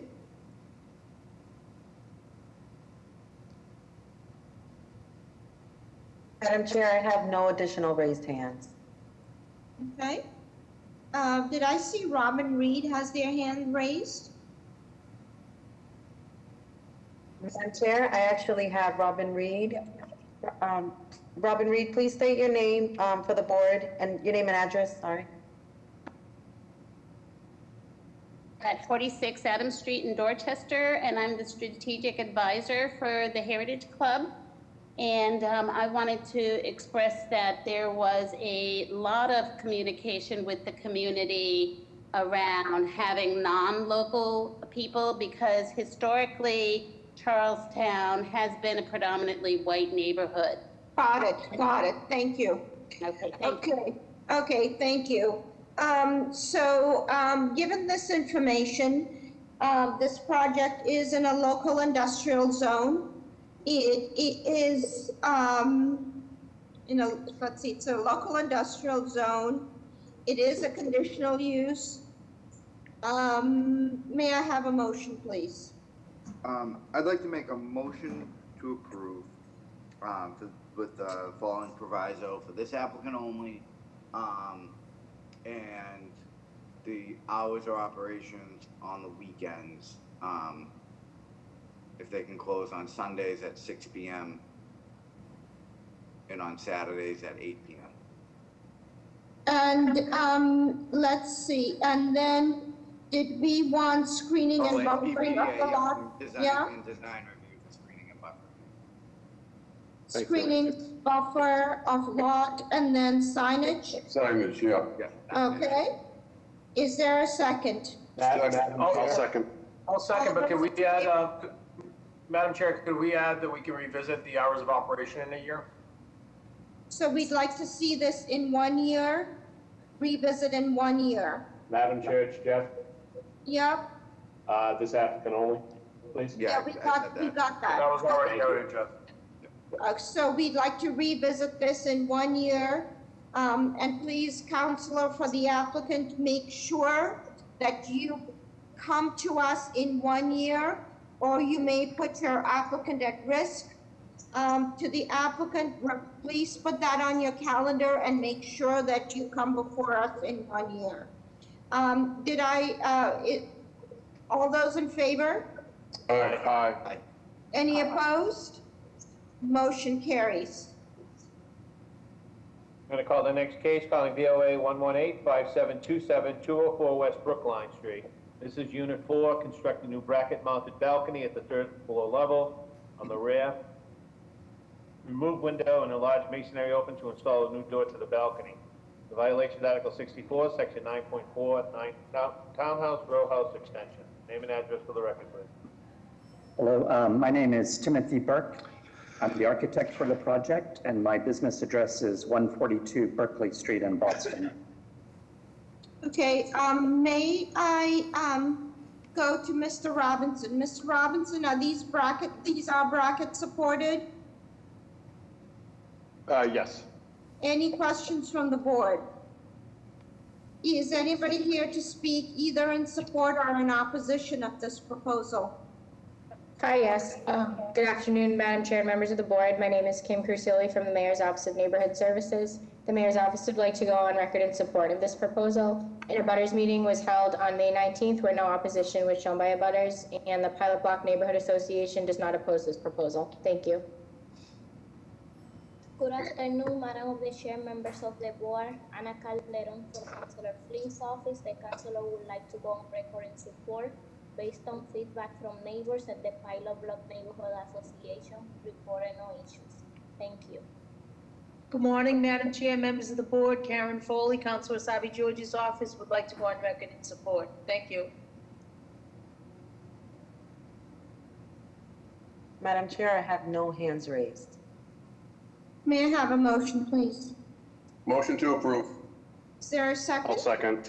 All those in favor? Aye. Aye. Any opposed? Motion carries. Great presentation, Mr. Burke. Thank you. Thank you very much. Madam Chair, it's almost 11 o'clock. I'm going to wait till it turns 11, so I'm going to call the deferrals and withdrawals for 11. But just give me 1 minute. Okay.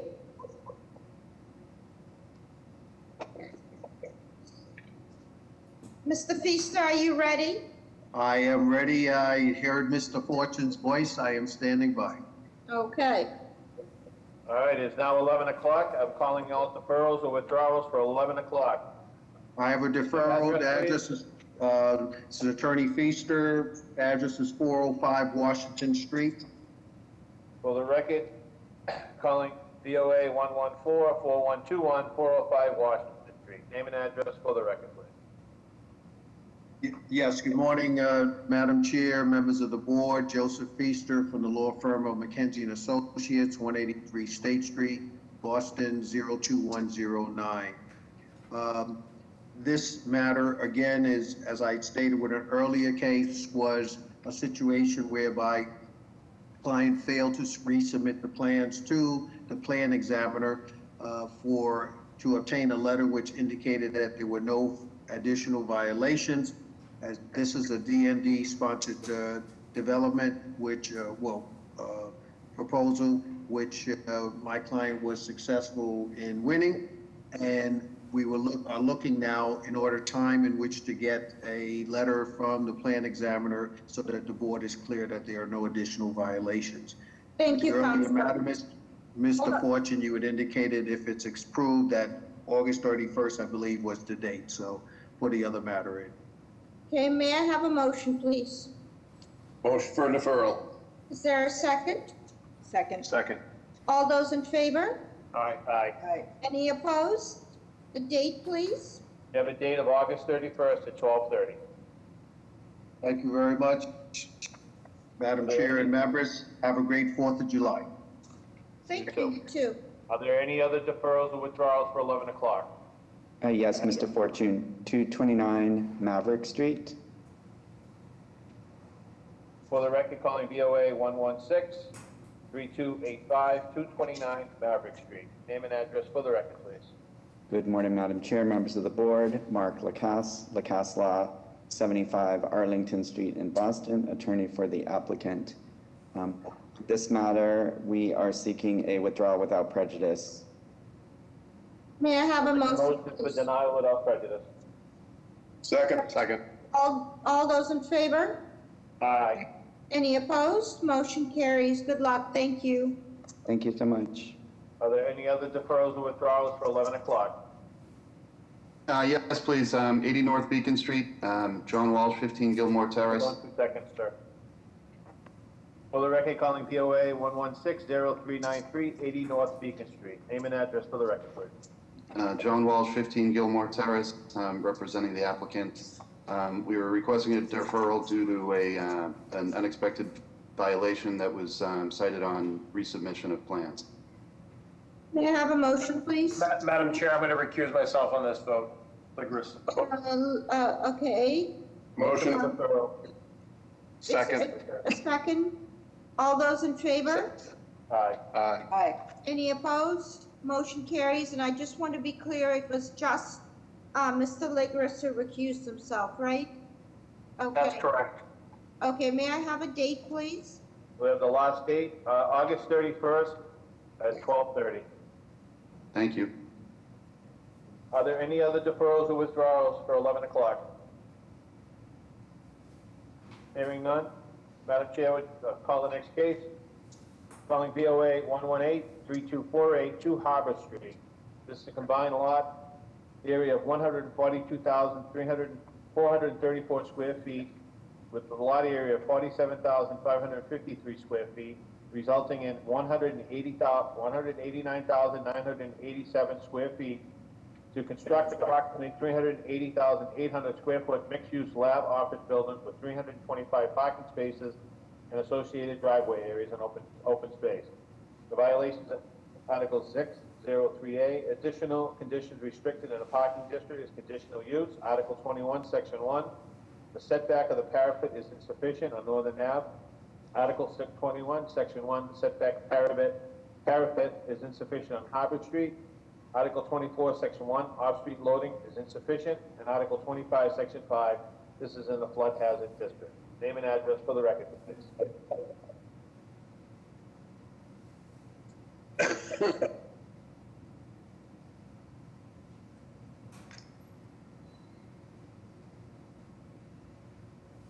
Is the applicant here for this proposal?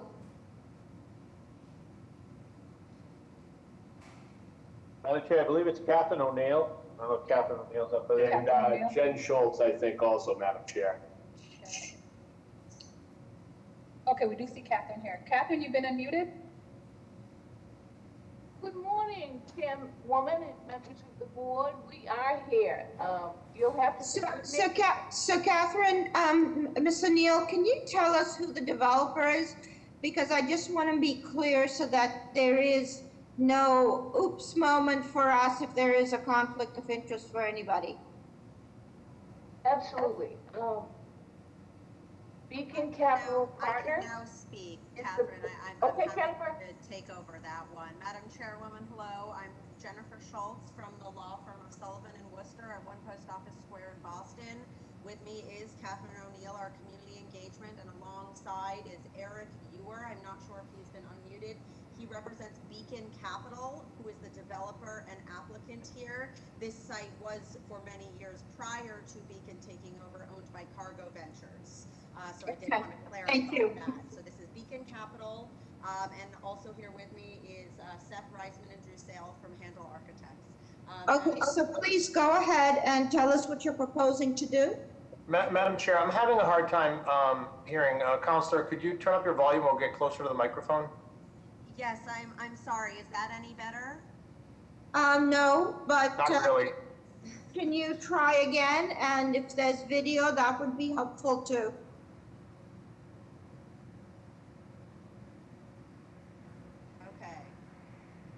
how's that? Any better? I'm muted and unmuted and you can see me. Okay. You want to try your volume? I don't know if that will help in any way or get closer to your screen. I will Okay. try everything I Okay. can think of. Okay, so speak up, please, okay? Sure. So I'm here representing Beacon Capital, the applicant and developer for this project. We are proposing to construct a 380,000 square foot lab office building at the Two Harbor site, which is approximately 3.5 acres. We are seeking relief for parapet setback, 4 loading bays instead of 5, a conditional use permit for parking in the restricted parking overlay, and for storage of flammables, meaning the parked cars in a flood zone. We have already been before the Conservation Commission and have an order of conditions most relevant to that item of relief. We have engaged in outreach with the community and elected officials and have submitted several letters of support. So I have a couple of questions just to kick off. So if this is 3.5 acres, why did you do a PDA, and have you done or not? Have you done an Article 80? Yes, so this is EDIC owned land. We are the long-term ground lessee, and EDIC has instructed us that they prefer not to proceed with PDAs. And so for that reason, we did go through the Article 80 process and received board approval from the BPDA in December of this last year, and are now hereafter seeking zoning relief. And what is the zoning sub-district? It is general industrial in the underlying zoning I2. So it's an I2, so industrial use with a floor area ratio of 2. Is this subject to any waterfront requirements on water dependent uses or anything like that? No, so this site is actually, the structure is entirely outside of the Chapter 91 district. However, another site that had previously been owned by Cargo Ventures and has subsequently been sold to Vertex, 1 Harbor Street, did have a water dependent use requirement. Through negotiation, I believe, with DEP, they shifted 32,000 square feet of water dependent use to this building, and so we have committed to a 32,000 square foot water dependent use square footage set aside in this building. And what is this? What is it? This building is what is the water dependent use that now you're responsible for? That is to be determined. We do not have tenants for the building yet. We are required to have 32,000 square feet available for and set aside for that use. That is the Chapter 91 requirement without selection of a tenant ahead of time. That is not required. Okay, and then one of the violations is that you are in a flood hazard district. Tell us about the storage of flammables in this flood hazard district. Sure. So the flammables will be parked cars and emergency generators for the building. So emergency generators and parked cars. Yes. So tell us about those emergency generators in a flood hazard district. I believe that is what is highlighted on the screen right now are those generators.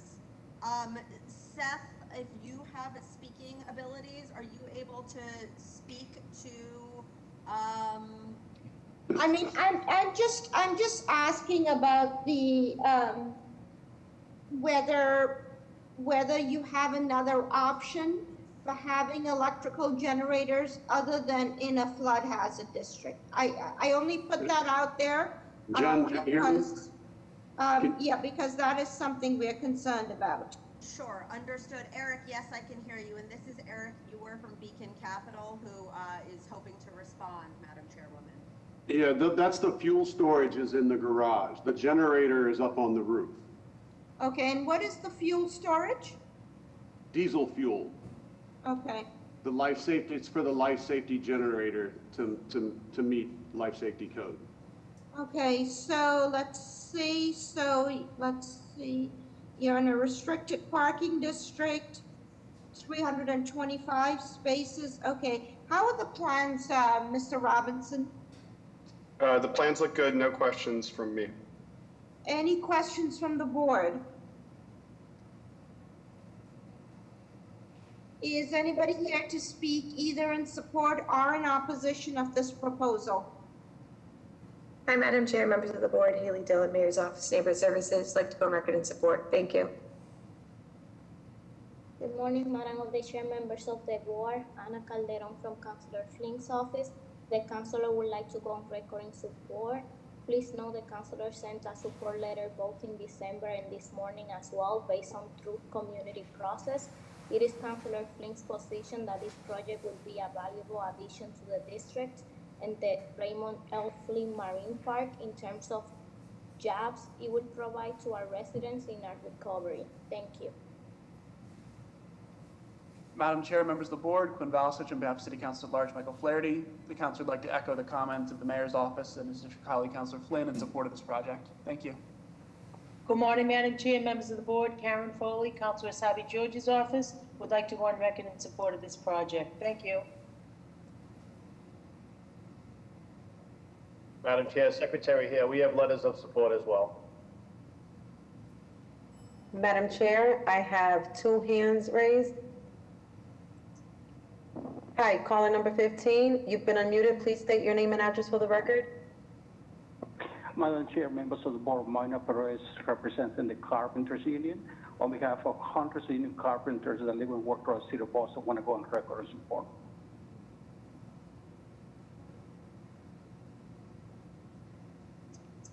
Hi, Gary. You've been unmuted. Please state your name and address for the record. Yes, Madam Chair, members of the board, Gary Walker, electrical worker, local 103. I'd like to also speak in strong support also. Thank you very much.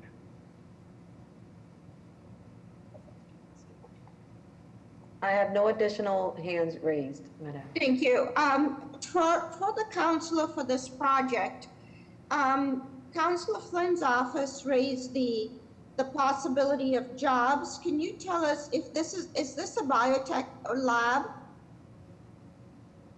Yes, that's the intention, that this is a lab building with some supporting office as well. And on the ground floor, there will be space for some retail or service use. And we're looking forward to seeking out local retail or service providers when we get to that point later on in our construction.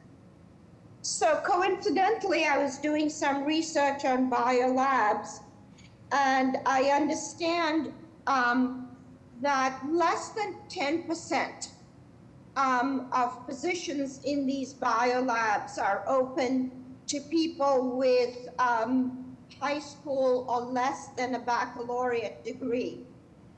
So can you tell us exactly what the possibilities are for neighborhood residents without master's or baccalaureate degrees of getting jobs in these labs?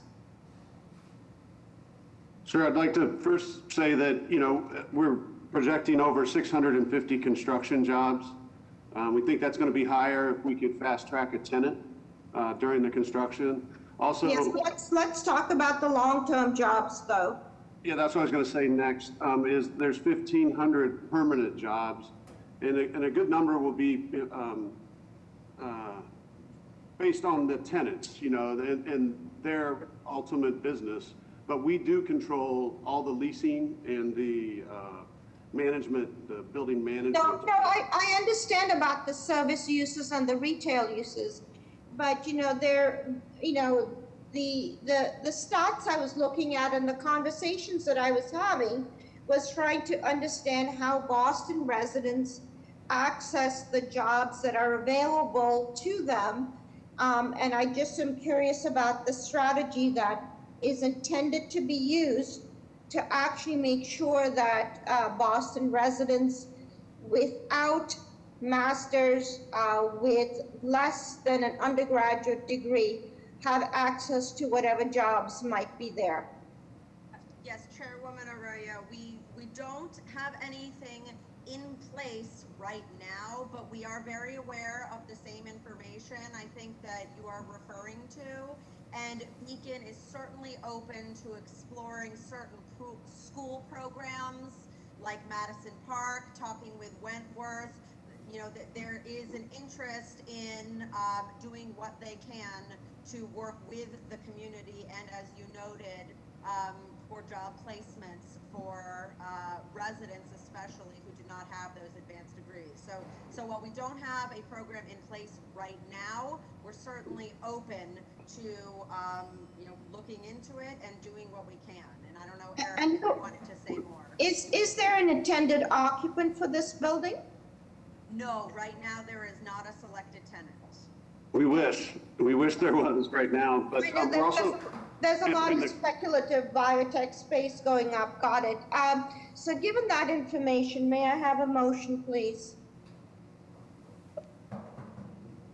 I'll make a motion to approve with BPA design review. Second. All those in favor?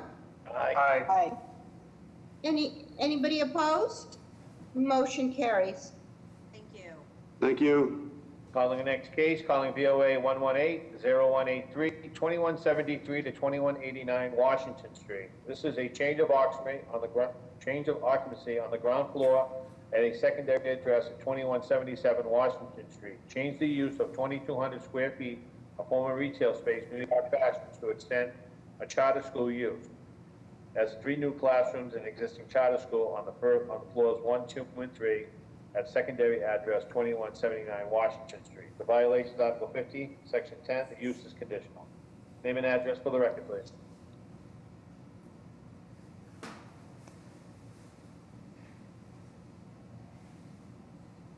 We cannot hear you, Counselor.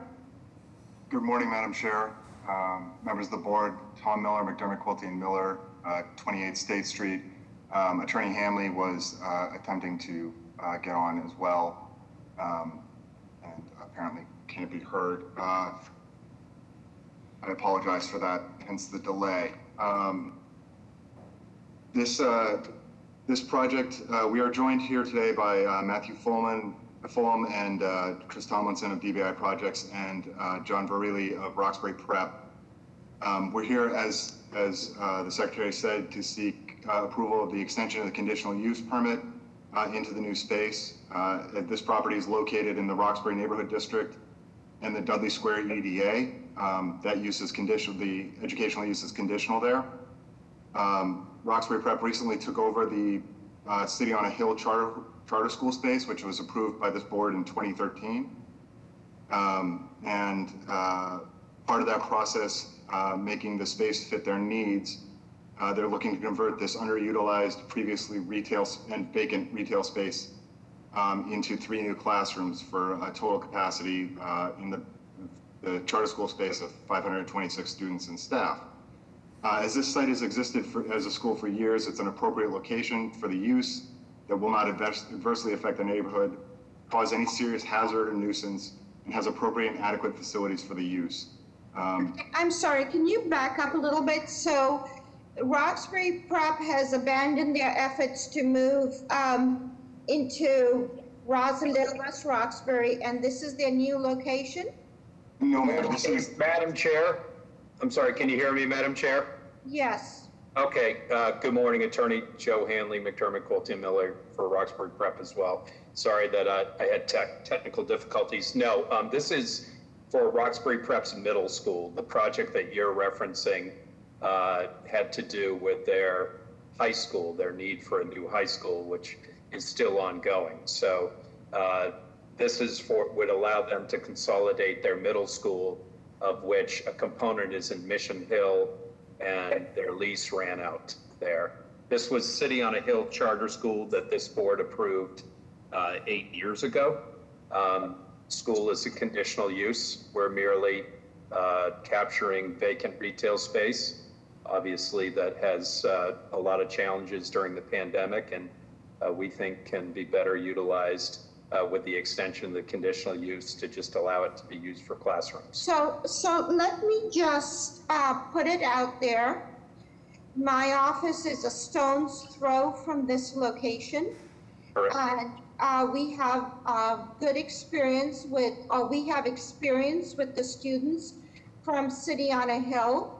And so I need to ask, is there cafeteria space or some internal space for the students to congregate that is safe, secure, and of course monitored by staff within the facility?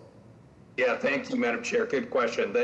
This relief that we're seeking will actually allow us, again, to integrate this space into what is being approved for the City on a Hill, what was the City on a Hill Charter School. I can't speak to their operations. John Varelli, who is the Regional Director for Uncommon Schools in Roxbury Prep, is on the line. And so by virtue of this grant of relief, this allows us to better improve and integrate with cafeteria space. John, can you speak to that in a little more detail? So the presentation was, this was supposed to be 3 new classrooms. So is this the ground floor space supposed to be classrooms or space? So Madam Chair, we're not here for the City on a Hill. There's no relief that is necessary for the City on a Hill space. A permit has already been issued for that. I totally get it. My question to you is that from in our experience is that the students need a space, whether they are City on a Hill students or Roxbury Prep students, doesn't matter.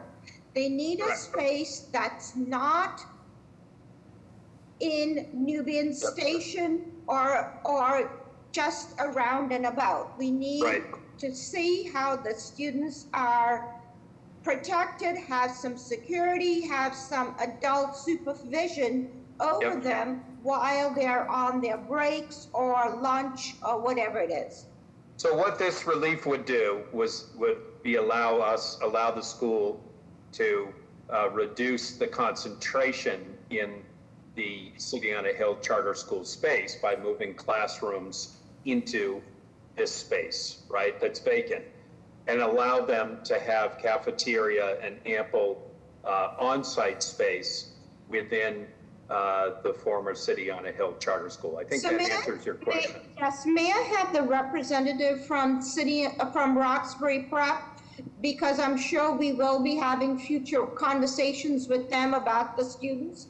Can you tell me where the cafeteria or decompression space is within the already approved City on a Hill spaces? John, are you on? He is a call-in user ending in 978-621. Okay. Okay, got it. Yep, I've unmuted them. Actually having some issues muting them. I'm not sure why it's not allowing me to this caller. Yeah, she may have they may have connectivity issues on their end. But... He's calling user 17. Yep. Yeah, we are. I'm trying to unmute. Can you hear me now? Yes, please. Go ahead. Yes, hi, Madam Chairman. This is John Burley. How are you today? I'm good. So yes, did you hear my question? I did, yes, thank you. So there is a large cafeteria space on the second floor. It's actually a two-story space that that can adequately hold over probably close to 200 students. Okay. So not only do we have supervision during the day, but there is supervision during entry and exit during the school day. So when students arrive, there are teachers that greet them right at the front entrance, and as students exit, there are positions scheduled outside of the building as students exit to make sure they get home safely. Okay, and I'm assuming, as with City on a Hill, but maybe it's a wrong assumption, that the children will be using public transportation, or will there be school buses? There will not be school buses. They will be taking public transportation. Okay, okay. And so you're taking the entire New York fashion space? Correct. Yes, It's only 2,200 square feet, so it's relatively small. Okay. Can you tell us also what other processes you've put in place?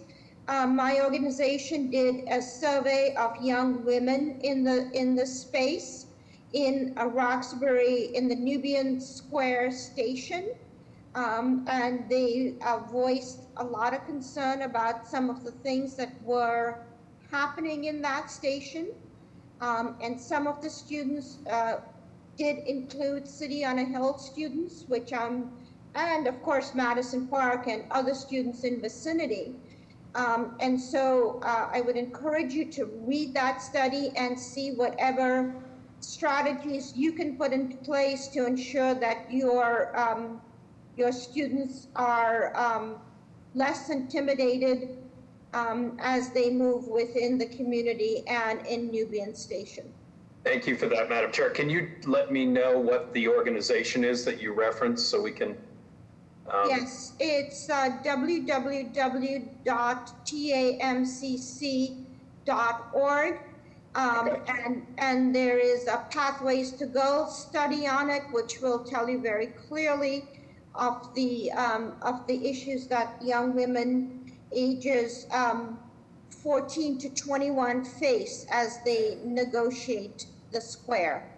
And it hasn't gotten better with the recent pandemic and the recent things happening on MassCast. Okay, so I'm sorry for that diversion, but I do think it's important because we watch the students from our window and we know, kind of have an eye on what's happening in the community.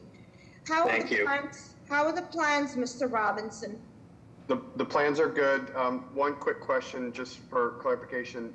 It says that you're removing exterior aluminum framing, but is that just the existing vestibule? So there's no exterior change to the building? Okay, thank you. Correct. No questions. Thank you.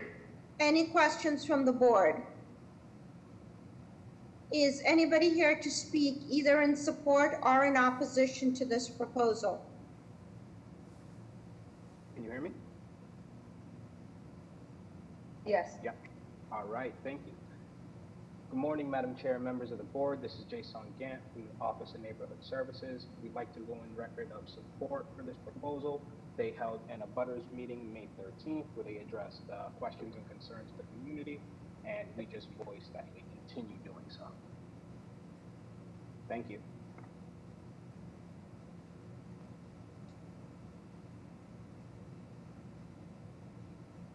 Madam Chair, I have no raised hands. I'm sorry? Oh, I'm sorry about that. I have no raised hands at the moment. Oh, okay. Oh, sorry. Yeah, that was from the previous call. Yep, we're all set on my side. May I have a motion, please? I'll make a motion to approve. Second. May we have design review on the frontage, please? Well, I don't know if there's any exterior changes. I guess there will be some signage changes. So Yes. that's Yeah, fine. and- BPDA yeah. review, design review, please. Okay. Thank you. Yep. All those in favor? Aye. Aye. Any opposed? Motion carries. Marcus, stop walking. Okay, so you're all good. Good luck. Thank you, Madam Chair. Thank you, members. Calling the next case, calling BOA 115-9425, 9 Facein Street. This is a first floor, second floor renovation. First floor rebuild exterior deck to a 3-season enclosed deck. Exterior egress for 1, first, second, and third floor. And finished basement as living space to the first floor. The violation is Article 50, Section 29. The floor area ratio is excessive. Article 50, Section 29, usable open space is insufficient. Article 50, Section 29, the side yard's insufficient. And Article 50, Section 29, the rear yard's insufficient. Name and address for the record, please. Yes, good morning. My name is Jose Guzman. I'm the architect of record at 430 Franklin Village Drive in Franklin. So please tell us what's being proposed. Yes, the proposal is for conversion of the basement to habitable space. There will be part of the first floor and some renovations at the first floor and second floor. The third floor will remain as is. Additionally, the rear deck to be enclosed. However, it's already been done. So tell us about the dimensions of that rear deck that was enclosed. The dimensions of the rear deck are the dimensions of the enclosed space, which are almost 14 feet by 25 feet. Okay. The And lot, tell us about the living space in the basement. What is proposed there? yes, what's proposed in the basement is a family room, open plan, with a bathroom and a laundry area. And what's the floor to ceiling height in that basement? The floor to ceiling height will be 7'6". And is this a 1, 2, or 3? This is a 3-family. Okay. How are the plans, Mr. Robinson? Plans are good. It does indicate that a family room, they are also adding an additional exit from down there. So it seems to be as what he's explaining. Thank you. Any questions from the board? Is anybody here to speak in support or in opposition of this proposal? Good morning, Madam Chair, members of the board. This is Jason Gant from the Mayor's Office of Neighborhood Services. We'd like to go on record in support of this project. And a butters meeting was held May 11th, and they addressed all concerns that the abutters have and also have the support of the Project Right Neighborhood Association. And I just urge that they continue working with Project Right just to work on any issues that may come up. Thank you. Good morning, Madam Chair, members of the board. Karen Foley, Councilor Sabi George's office, would like to go on record in support of this project. Thank you.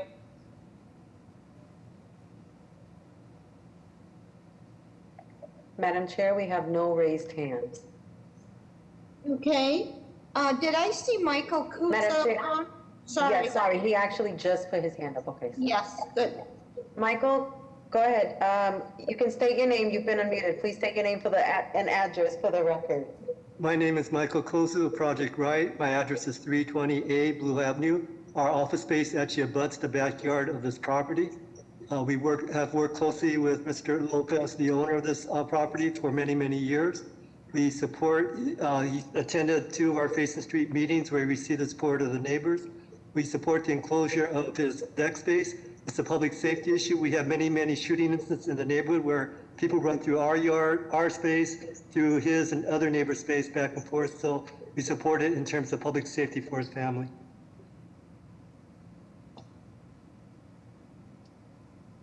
May I have a motion, please? I'll make a motion to approve with BPA design review. Is there a second? Second. All those in favor? Aye. Any opposed? Motion carries. Good luck. Thank you. Thank you. Calling the next case, calling VOA 106-8840, 29 Tilesboro Street. This is to erect a new building, 5 units, 10 parking spaces. Violations, Article 65, Section 42.3, traffic visibility across the corner. Article 65, Section 8, multifamily dwelling forbidden. Article 65, Section 9, the floor-to-area ratio is excessive. Article 65, Section 9, the building height is excessive in stories. Article 65, Section 9, the building height is excessive in feet. Article 65, Section 9, the front yard is insufficient, and Article 65, Section 9, the rear yard is insufficient. Name and address for the record, please. Good morning, Madam Chair, members of the board. My name is George Moranci. I'm an attorney with the business address of 350 West Broadway in South Boston. Madam Chair, members, my clients are Mark Murphy and Brendan O'Shea, and this is an application to erect a new 5-unit residential building with 10 garage parking spaces at 29 Tilesboro Street in Dorchester Street at the corner of Worrell. These plans include revisions to the project which reduce the number of units from the 6 that were originally proposed to 5, which is before the board today. eliminated 2 originally proposed outdoor parking spaces, and increased the right side setback to 10 feet and the front setback to a minimum of 5 feet, but more prevalently 8 feet. One violation cited on the original. Oh, yes, go ahead. That's what I was going to ask. Yep. One violation cited on the original refusal letter has been eliminated. That is for the side yard setback. On the left side of the building, which abuts Burrell Street, the front yard setback is applicable. The right side is in compliance. The site is in a 2F 5000 zoning sub-district.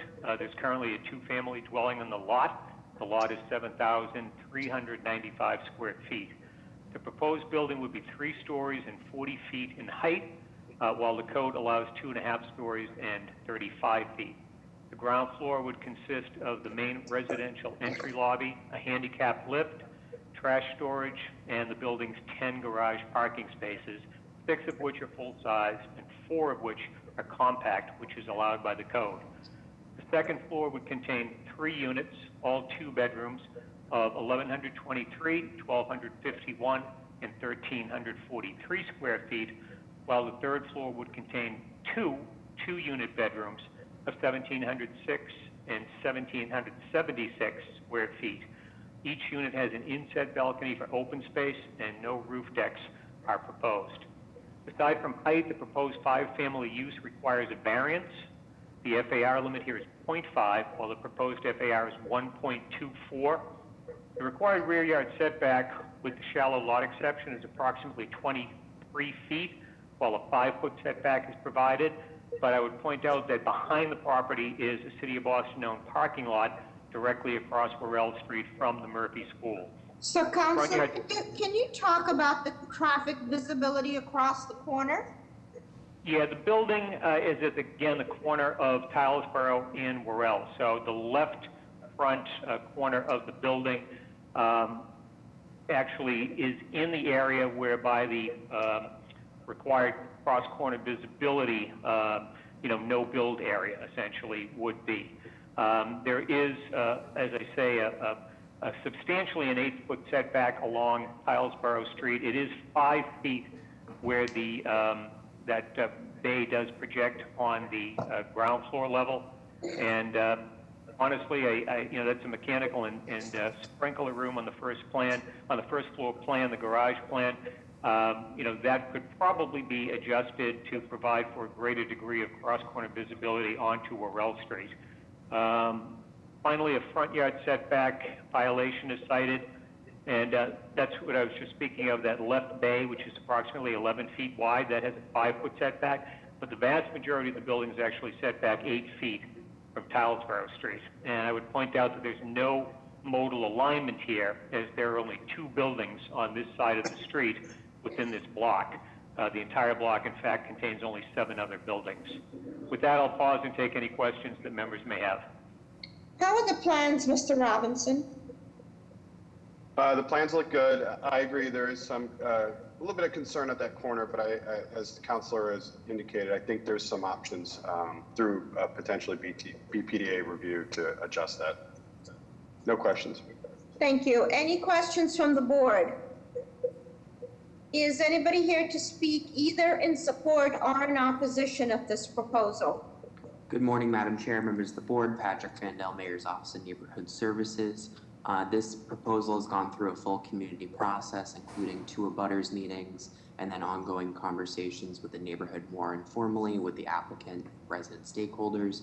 The applicants have modified their design from the initial proposal to come down to the current application that's being presented today, responding to concerns of density, unit count, 9, and then open and green space. While there is opposition and support on file with the zoning board, we would like to go on record in support of this and ask for continued BPDA design review, and that the applicant continue to outreach to the neighborhood. Thank you. Good morning, Madam Chair. Joe McEachran, City Councilor Frank Baker's office. We'd like to go on record in support of the applicant.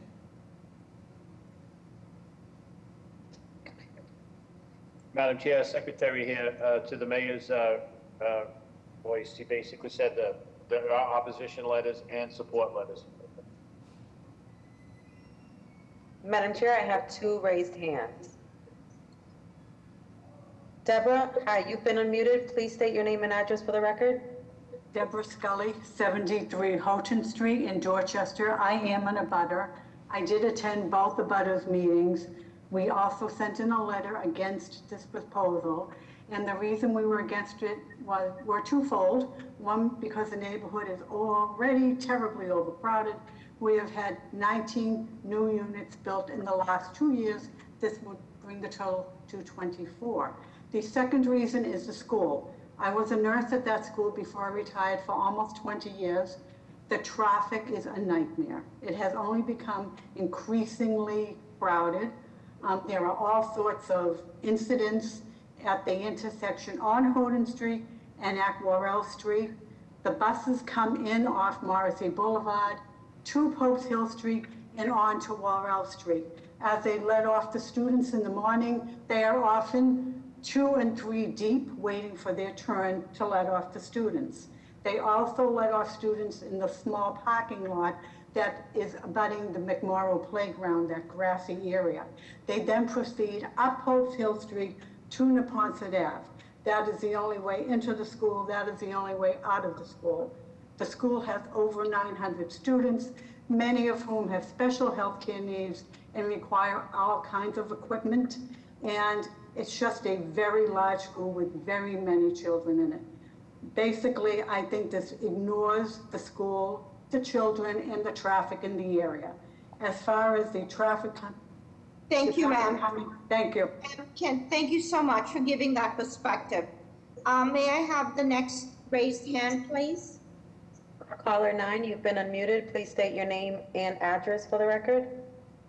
Yes, good morning, Madam Chairwoman and Board. My name is Tim Murray. I reside at 84 Houghton Street. I'm an abutter. Early on in this process, I was asked by Pope's Hill Neighborhood Association to work with the other abutters that had attended the abutters meeting to arrive at a consensus on this project.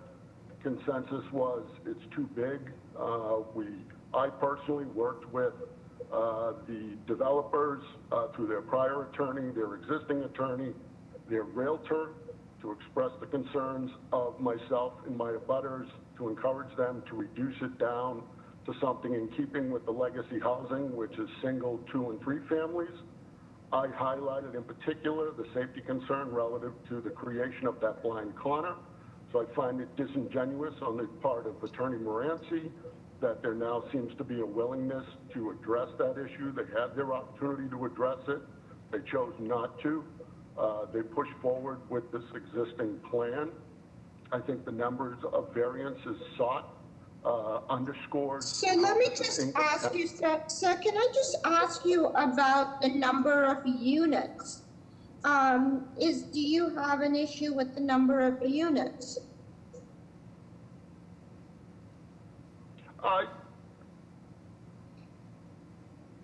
Sorry, I cannot hear you. Yes, Madam Chairwoman. As I indicated, the neighborhood's desire is something less dense. What they're proposing takes up fundamentally that whole lot. And as I indicated, our neighborhood is primarily 1, 2, and 3 family owner occupied. Got it. Thank you. Thank you, sir. Okay, Mr. Moranci, quick rebuttal, and then we will move to a decision. Certainly. On the issue of the schools, I mean, the school and the school buses, completely understood. As I said, that right corner treatment of the building could certainly be modified. I would point out that Worrell Street is posted for, not allowing entry except to residents school days between the hours of 8 and 9 a.m. and 2 and 4 p.m. So that's something where, there is already an effort in place by the city to manage the traffic conditions at that corner. This would be a proposed addition of 3 new units to the 2 that already exist. So, overall, I don't think it's something that, whether it's approved or denied, isn't really going to have a measurable impact upon the corner situations right here. So, that is something that, as I said, my clients would be absolutely willing to work with the BBDA and BTD for whatever treatment or whatever adjustment might need to be done at that corner. Okay, given that information and the testimony, may I have a motion, please?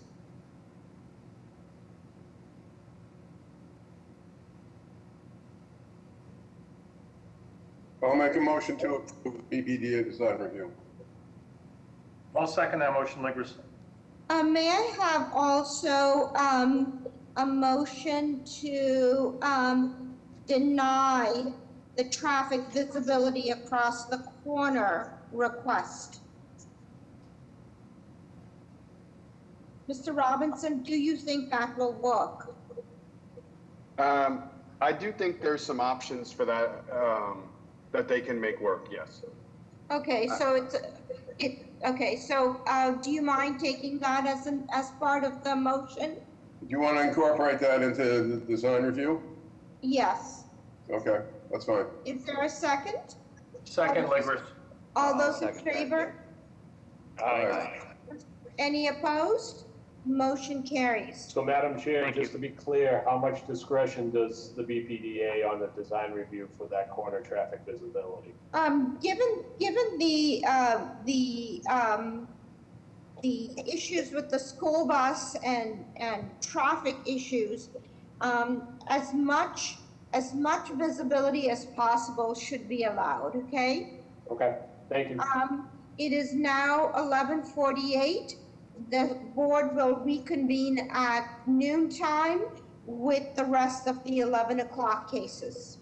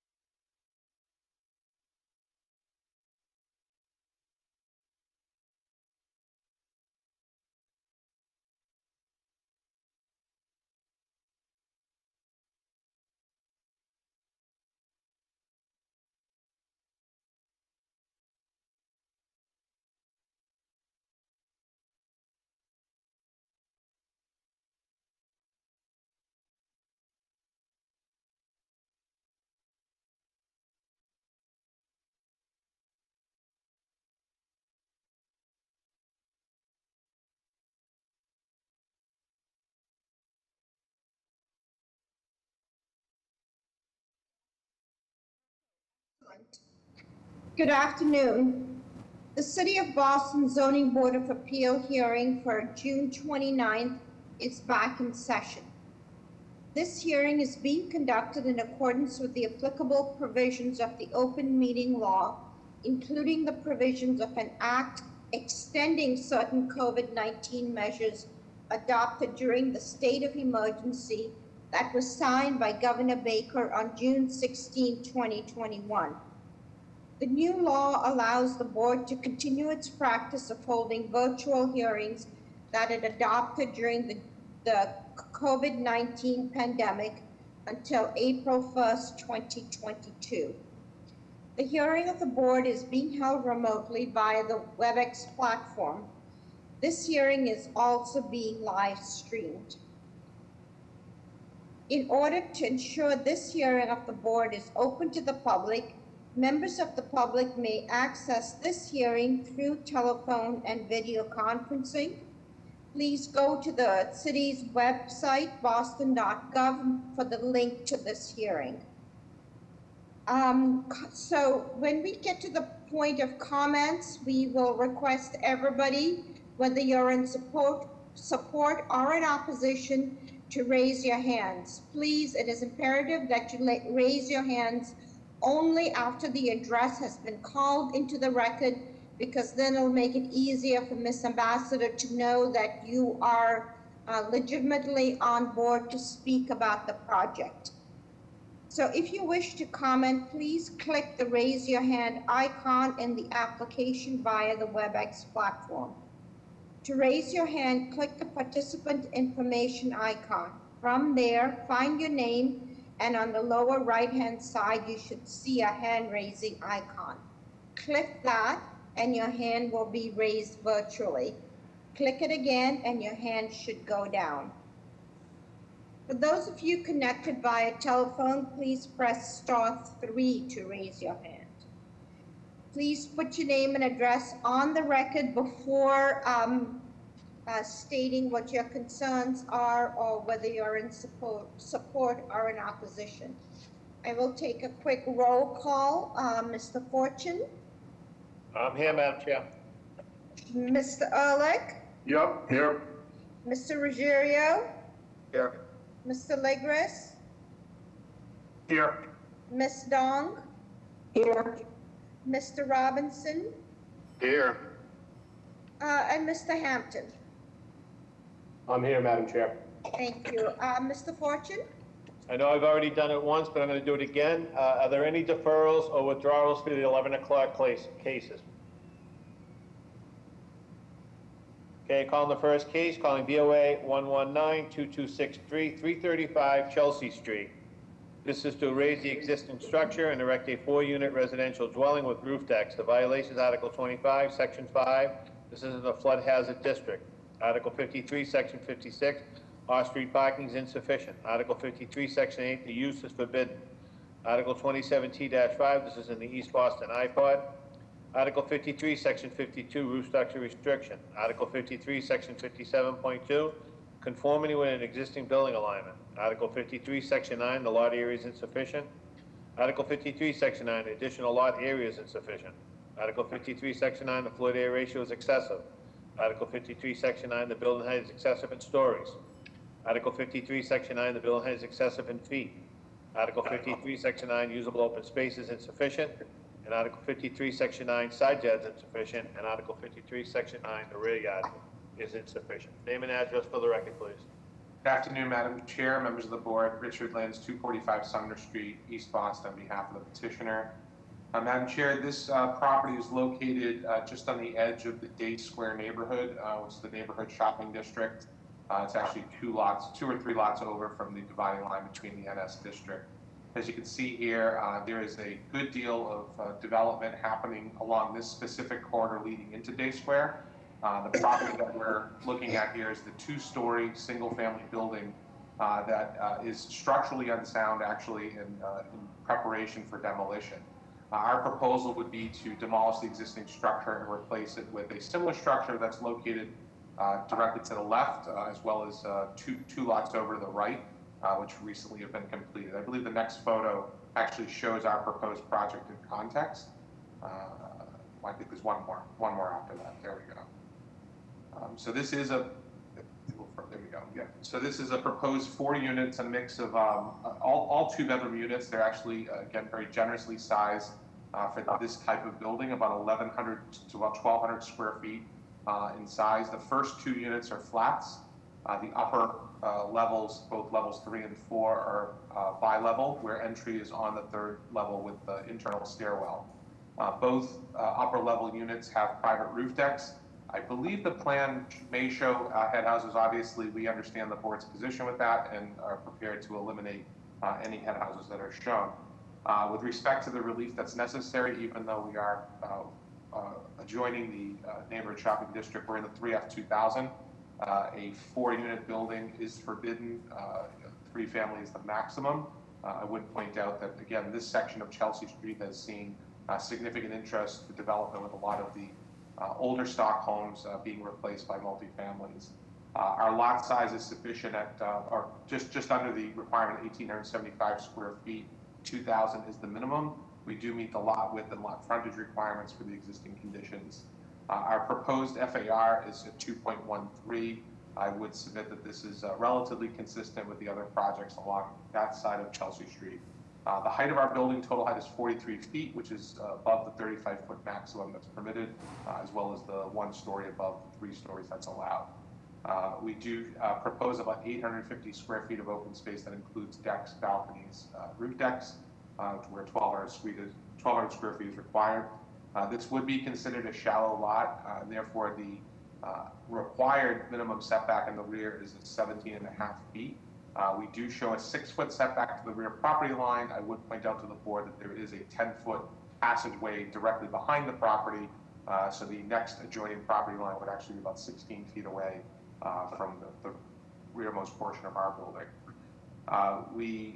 With respect to parking, the existing condition of a single family that has no parking, we would be required to add additional parking spaces for the additional units that we're proposing, and we're requesting relief with respect to that. Again, largely in part based upon its proximity to Day Square, as well as proximity to 2 public transit stations, both Wood Island and Airport Station, located directly on the street behind us. I'm happy to answer. Sir, I have a couple of questions. Sure.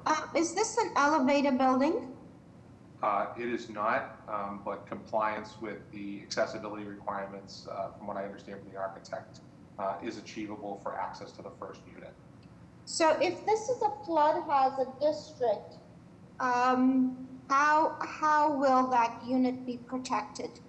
Yeah, this had come up during our community presentation, Madam Chair. There are 2 buildings, and I believe the architect, Eric Zackerson, is on the line with us. He was the architect on 1, if not both, of those projects, and has figured out how to achieve compliance with the flood regulation with these buildings. So I don't know if Eric wants to discuss the specifics on that.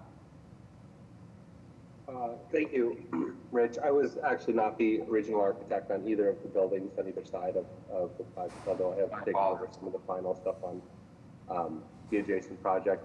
We're going to be working with the same civil engineer as both of those projects to review this with the powers that be as far as that goes, and follow the track that they had done. But I was not the original architect on those 2 projects.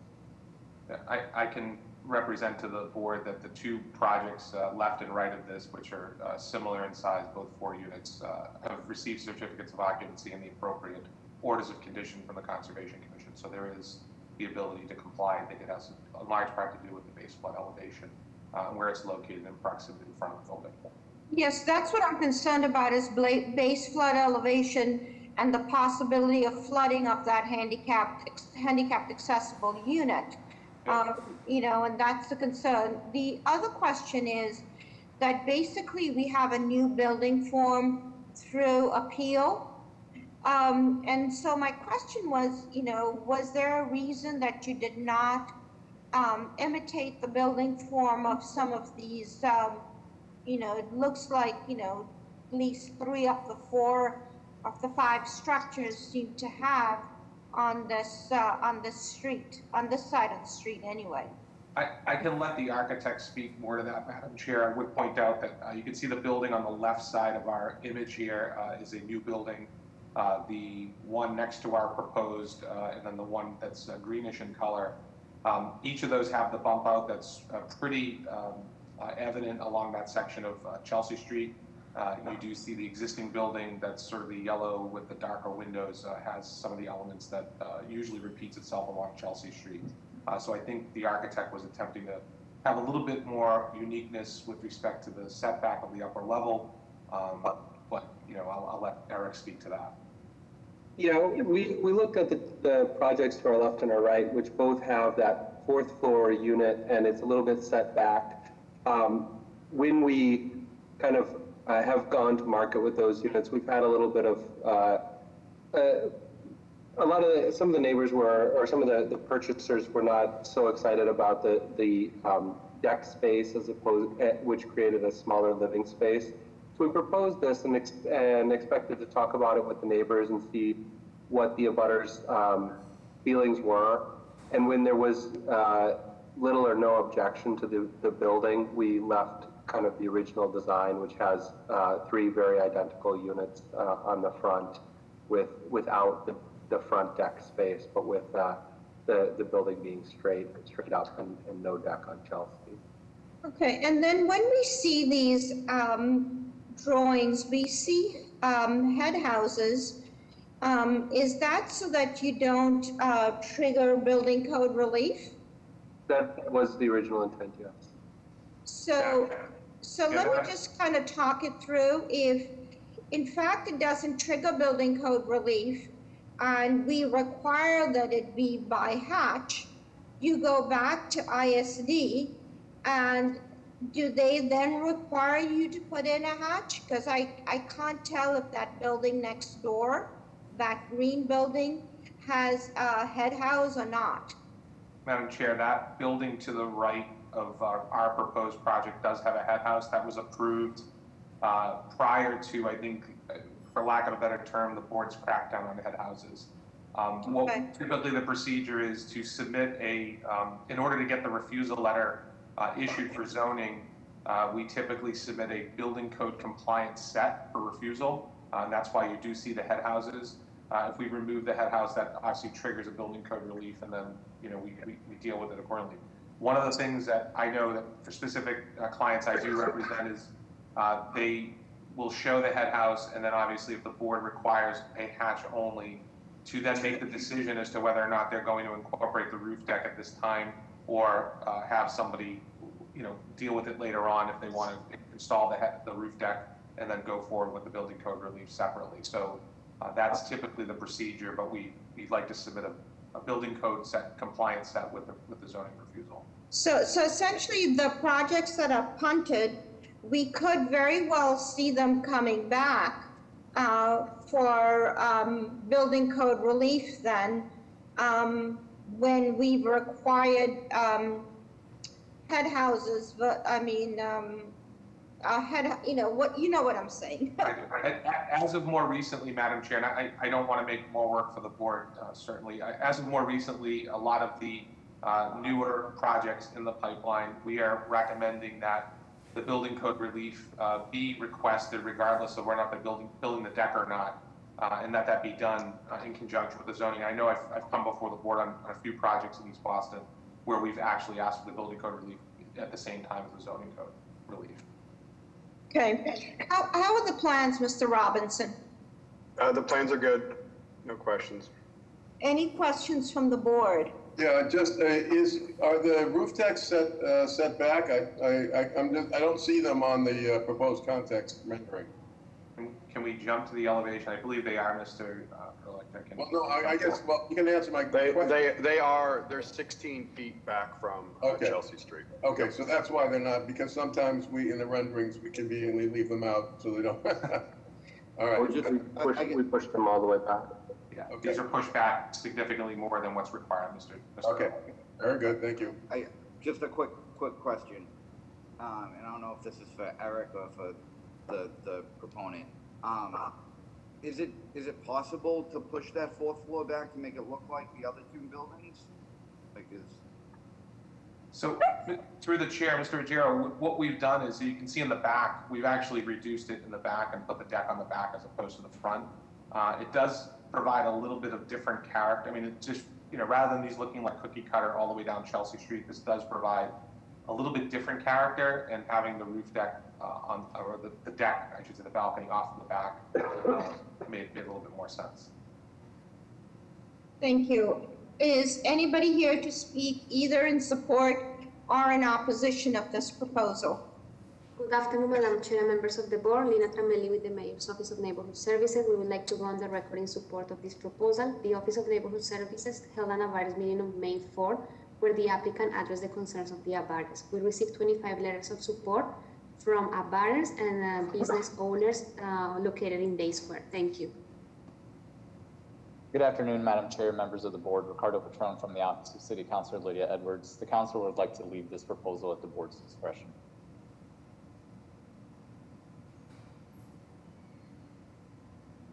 Madam Chair, Secretary here, we have support letters. Thank you. No additional raised hands. Okay, given that information, may I have a motion, please? Make a motion to approve with BPDA design review and the elimination of the head houses replaced by a hatch. Yeah, I'll second that with particular, review of how it looks next to the new construction. For context, yeah, that's fine. Is there a second?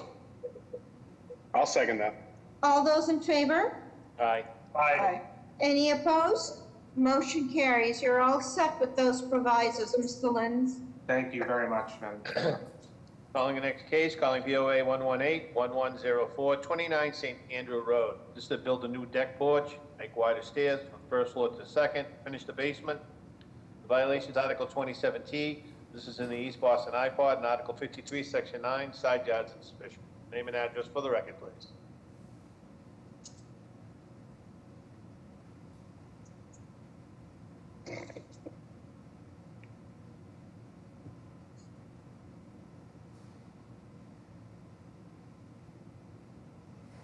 Don't see any hands raised for this project.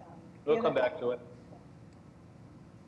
I'll call the next case, calling BOA 947-509-221 Webster Street. This is to expand the existing dormer, the rear yard, with a single gable dormer and a wider shed dormer. The violations, Article 27T-5, this is an East Boston iPod, and Article 53, Section 9, excessive FAR. Name and address for the record, please. Yeah, hello, my name is Lyle Bradley. I live at 221 Webster Street, the owner and the architect along with my wife. So tell us quickly what you're proposing to do. We are expanding on the third floor a single window dormer into a shed dormer, and that will provide us more headroom for the bedroom on the upper floor. They're currently, if you look at the third floor plan, in the sort of lower right-hand corner of that plan, there are currently built-in drawers taking advantage of an eave space, and we will be, our proposed dormer would add more headroom to that area. There is no additional floor plate being proposed. We are only adding headroom to the existing. So just a quick question. Is this a one or a two-family dwelling? It's a two-family. It's a two-family, and how many bedrooms will be in this unit? There'll be 3 bedrooms all on this floor. Okay. How are the plans, Mr. Robinson? The plans are fine. It's very simple little additions, no questions. Is any questions from the board? Is anybody here to, I'm sorry, is any questions from the board? Is anybody here to speak either in support or in opposition of this proposal? Good afternoon, Madam Chair, members of the board. Lina Tramelli with the Mayor's Office of Neighborhood Services. We would like to go on the record in support for this proposal. During the community process, this proposal received strong support from Jeffries Point Neighborhood Association and from abutters. Thank you. Good afternoon, Madam Chair, members of the board. Ricardo Patron from the Office of City Councilor Lydia Edwards. The council would also like to go on the record in support.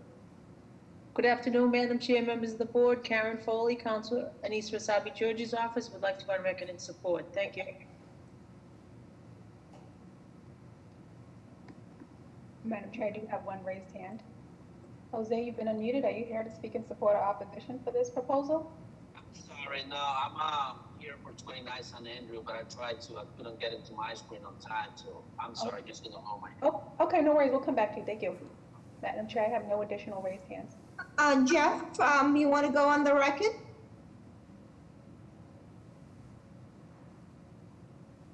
I'm sorry, Madam Chair, what was that? Did you want to go on the record with the BPDA recommendation? For Webster Street? Yep. No, we didn't make one, Madam Chair. Oh, I'm sorry, sorry, we are at Webster. I'm jumping ahead.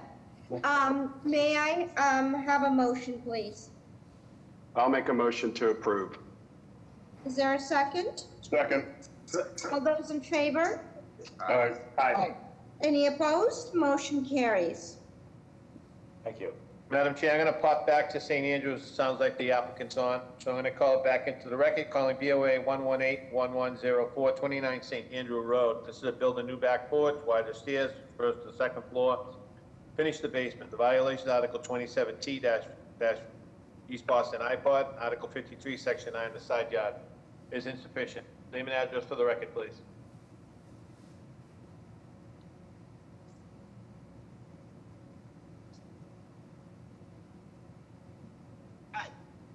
Yes, my name is Jose Urias. I'm a general contractor at 29 San Andrew Road.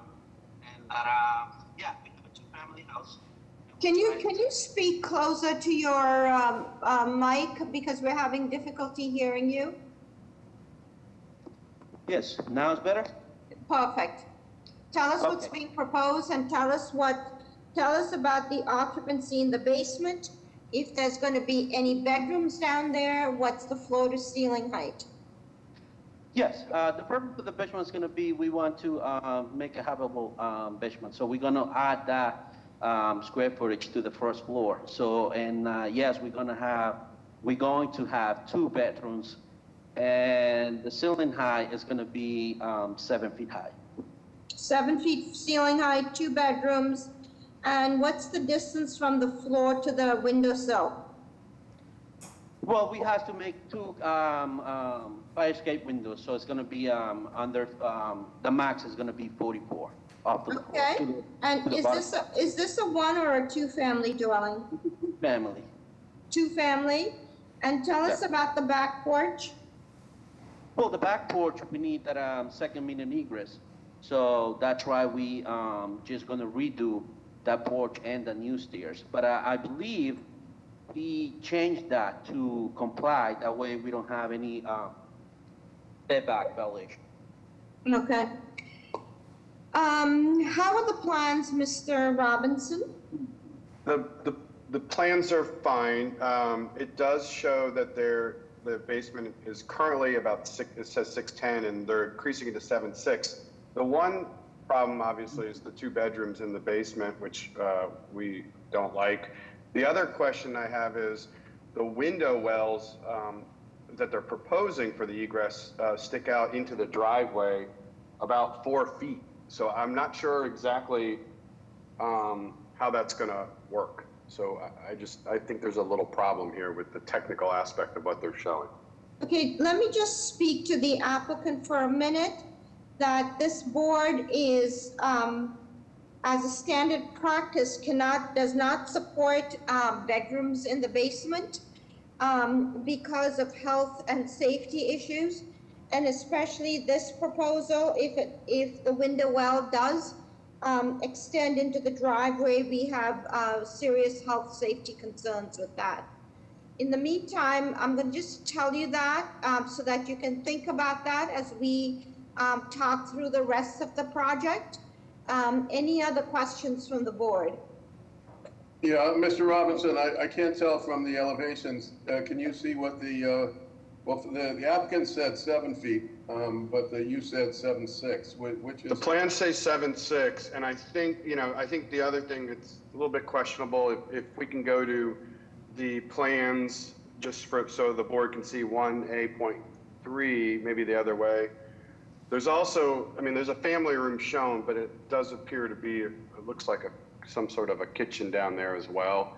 Right here on the left-hand side plan, you can see the family room kitchen-ish. At least there's a kitchen sink shown. So I just want to, I think we should just clarify what the program is down here. Yeah. And one other question, Mr. Robinson, does it show, well, it's a little confusing, I guess, it depends, we don't know what the ceiling height is, but does it show the floor to grade dimension? It does not. So in looking at, I just went to, I needed to go to Google Maps. It's, you know, it's pretty high grade, and there's no change in the grade. It looks pretty consistent. Okay. So yeah. Is anybody here to speak either in support or in opposition of this proposal? Good afternoon, Madam Chair, members of the board. Lina Tramelli with the Mayor's Office of Neighborhood Services. We would like to go on the record in support of this proposal. This proposal receives support from Orient Heights Neighborhood Council. Thank you. Good afternoon, Madam Chair, members of the board. Ricardo Patron from the Office of City Councilor Lydia Edwards. The council would also like to go on the record in support.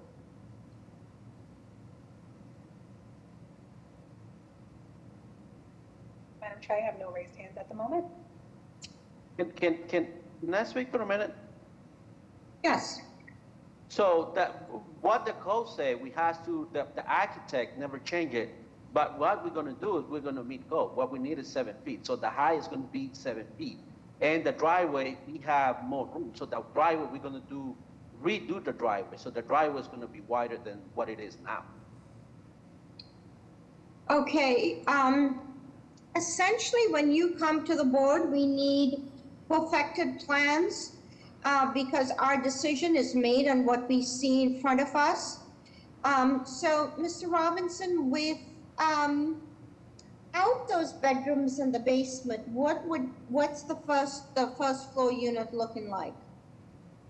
So, I mean, I think those are bedrooms 2 and 3 as called out, but there's actually appears to be 4 bedrooms, if I'm reading the plans correctly. So there's 2 bedrooms on the main floor and then 2 additional bedrooms in the lower level. So it would be a 2-bedroom, basically, unit. I don't know the exact size. It's pretty large.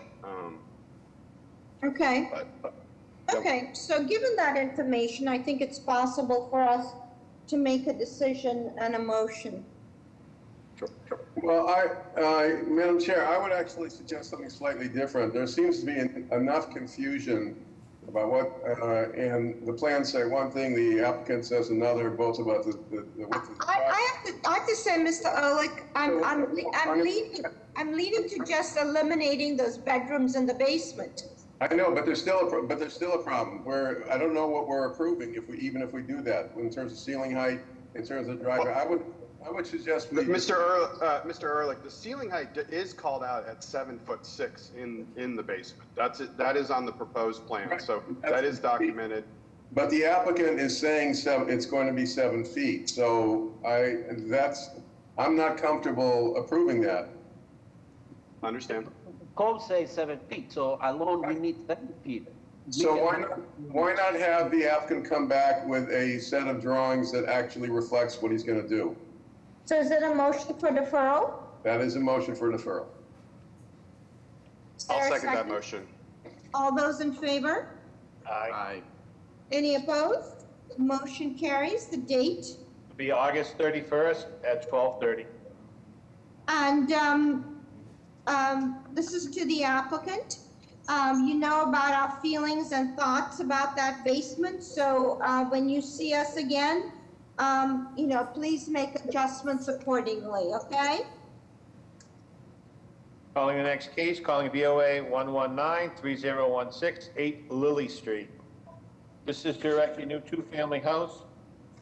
Violation Article 68, Section 29, roof structure restriction. Article 68, Section 8, lot width is insufficient. Article 68, Section 8, the floor area ratio is excessive. Article 68, Section 8, lot frontage is insufficient. Article 68, Section 8, usable open space is insufficient. Article 68, Section 8, the side yard's insufficient. Article 68, Section 8, the rear yard's insufficient. Article 68, Section 8, the lot area is insufficient, and Article 68, Section 8, the additional lot area is insufficient. Name and address for the record, please. Good afternoon, Madam Chair, members of the board. My name is George Moranci. I'm an attorney with the business address of 350 West Broadway in South Boston. I represent David Moynihan and his wife who are proposing a new two-family dwelling at 8 Lily Street, where my clients own the current one-family dwelling.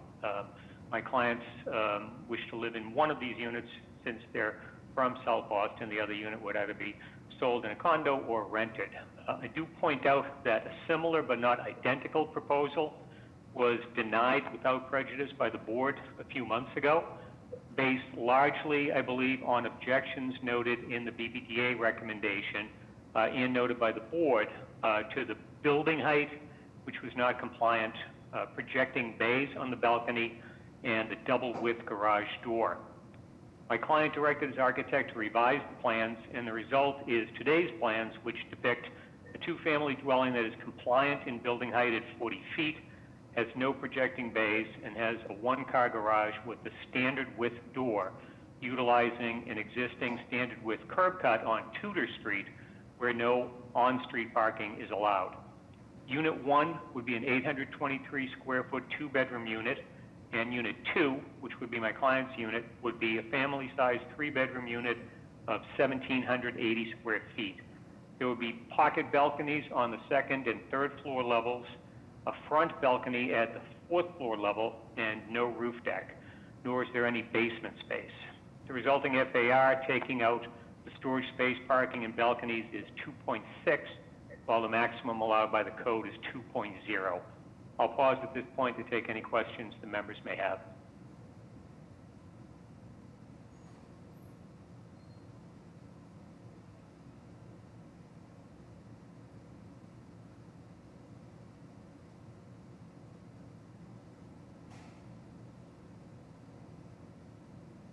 Counselor, if there's no roof deck, you still have a violation for roof structure restriction? This is somewhat complicated, Madam Chair. Because of the amendment to Article 68 in 2019, sometimes there are incorrect interpretations, I think, of that section. This is a four-story building. It's not a three-story building with a roof structure on the roof. It's a four-story building. So I can only attribute it to that, which I would say incorrect interpretation of Article 68, Section 29. Okay. How are the plans, Mr. Robinson? The plans are good, no questions. Any questions from the board? Is anybody here to speak either in support or in opposition of this proposal? Hi, Madam Chair, members of the board. Haley Dillon, Mayor's Office, Neighborhood Services. I'd like to go on record in support. Thank you. Madam Chair, members of the board, Shai Levin from Council Fund's Office would like to go on record in support, as the council did with the letter to the board this morning at a previous hearing as well. The council's support stems from a positive community meeting where no opposition was expressed from neighbors, as well as subsequent outreach that was done by the proponents to work closely with the abutters to ensure all concerns were addressed appropriately with no outstanding issues. Moreover, it is our understanding that this latest iteration for the project has addressed previous concerns regarding the height. There will be no projecting bays and a single width garage door. Again, Councilor Flynn believes the proponents have conducted a thorough community process and done their due diligence to address all issues from the last hearing. Thank you. Good afternoon, Madam Chair, members of the board. Go ahead, who is it? Thank you. Good afternoon, Madam Chair, members of the board. This is Pierce Martin from Senator Nick Collins' office. I would like to also reiterate what was just said by Charlie Levin from Councilor Flynn's office, and would also like to say that our office is in support of the project. Thank you. Good afternoon, Madam Chair, members of the board. Karen Foley, Councilor Wasabi George's office. Would also like to echo the sentiments of Councilor Flynn and support this project. Thank you. Madam Chair, members of the board, Quinn Valsich on behalf of City Councilor at Large Michael Flaherty. Councilor Flaherty has consistently opposed zoning relief under Article 68, but does recognize that the proponent made changes to address previous concerns, conducted a thorough community process, and has community support for the project. Therefore, the councilor would like to defer to the board for their knowledge and wisdom for interpreting zoning law, and encourages the proponent to continue to work closely with his neighbors and abutters through each step of this process. Thank you. Quinn, I like that you acknowledge our wisdom in this. Anybody else to speak in support or in opposition? Madam Chair, I have no raised hands. Okay, may I have, is Mr. De Pasquale here for this one or another project?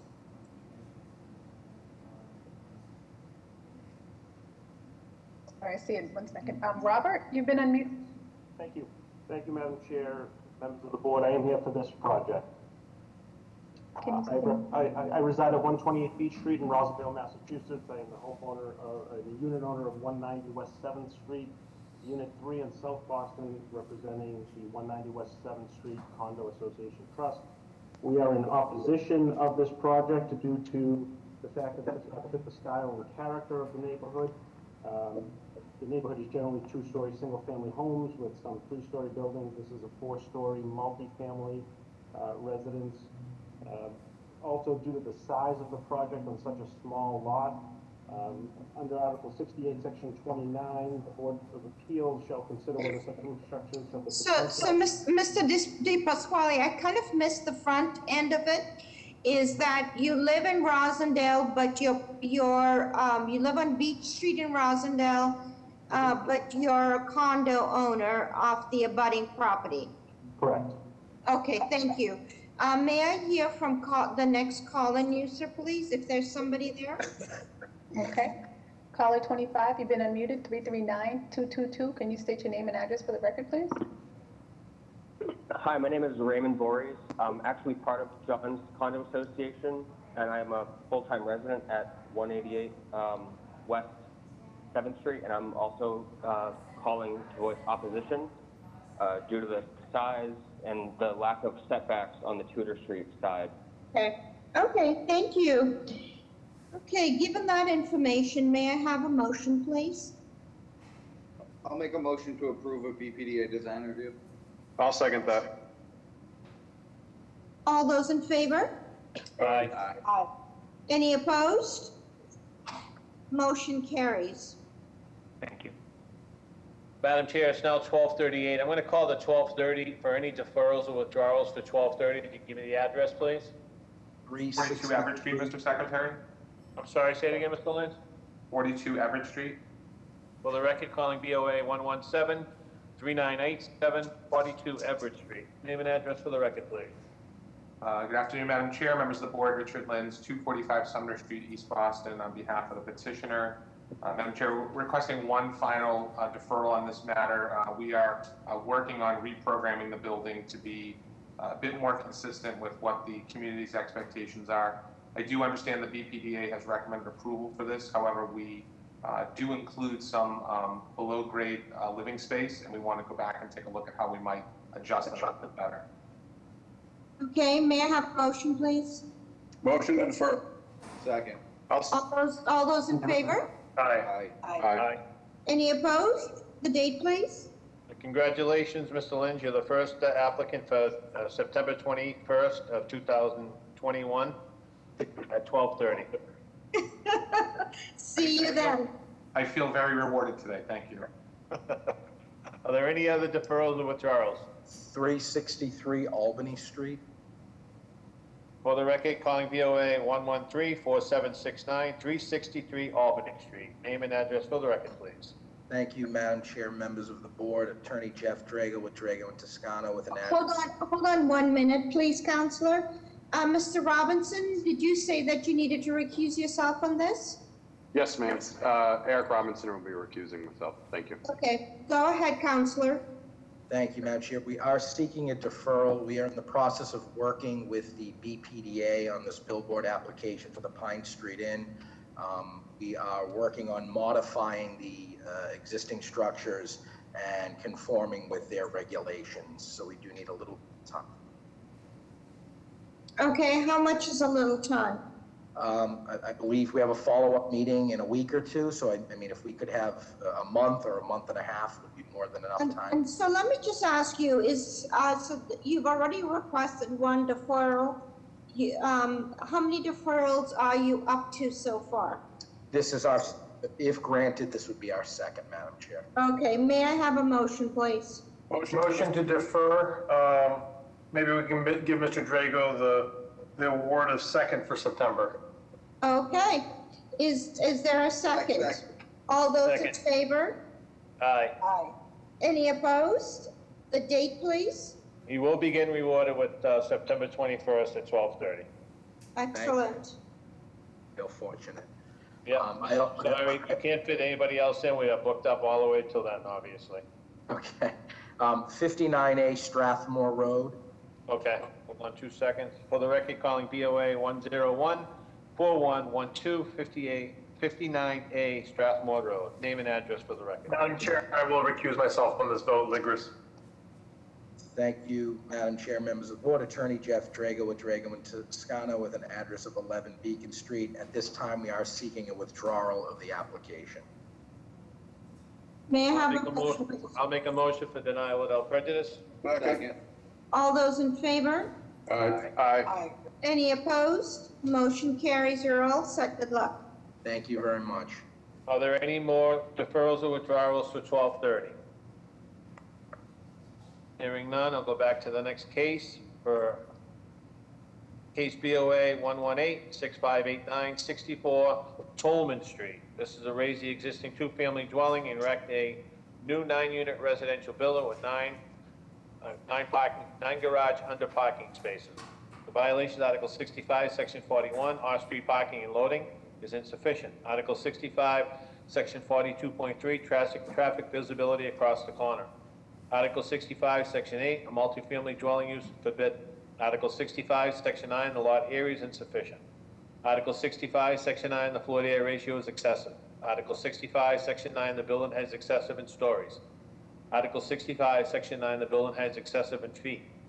Article 65, Section 9, the front yard is insufficient.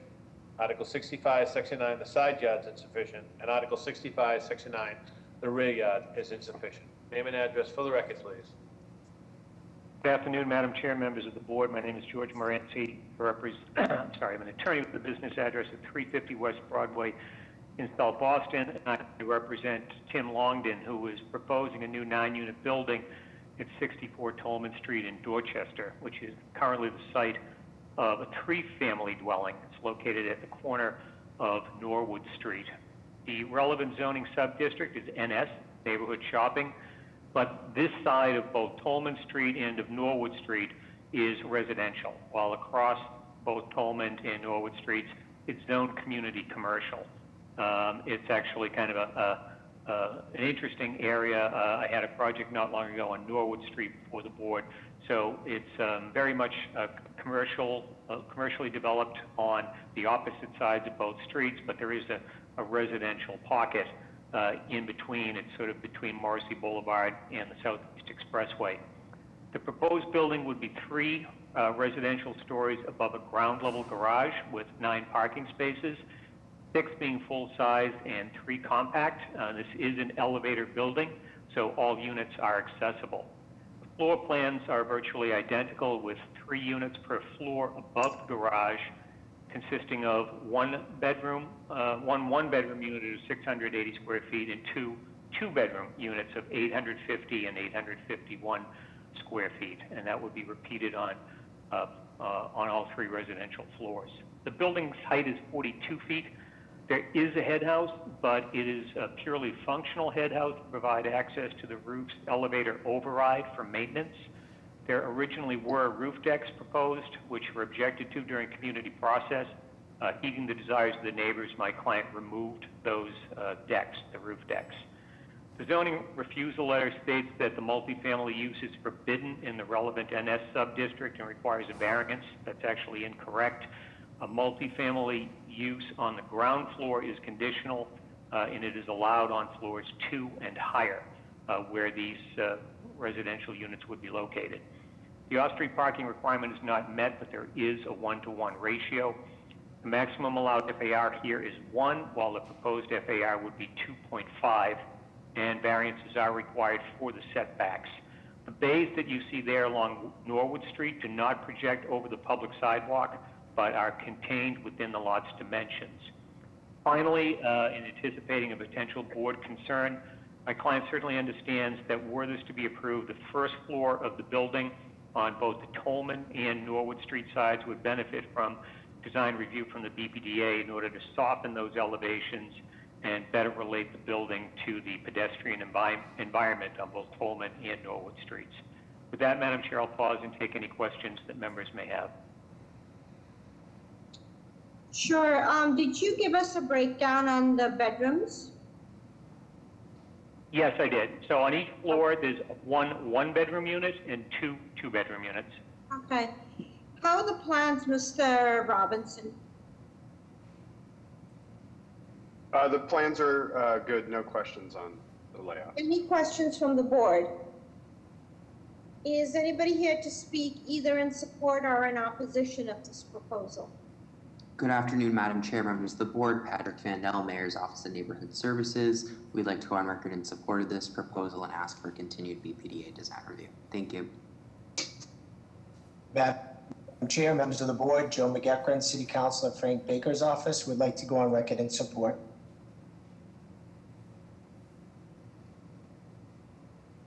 Madam Chair, I have no raised hands. Mr. Moranci, have you seen the BPDA recommendation? I have not. Jeff, Mr. Hampton, would you like to go on record? Yes, thank you, Madam Chair, members of the board, Jeff Hampton, BPDA. We recommend it denial without prejudice. We're not in support of an entire first floor being used for parking, whether it's in a residential district or a commercial district. One of the reasons why we have proposed the text amendment to the zoning code, which unfortunately did not pass. Softening the streetscape along Tolman and Norwood would be an understatement, I think. It doesn't activate anything in that area. Although it is a residential block in that area, it is a commercial district, and it should be activated as such. Okay, so given all that information, may I have a motion, please?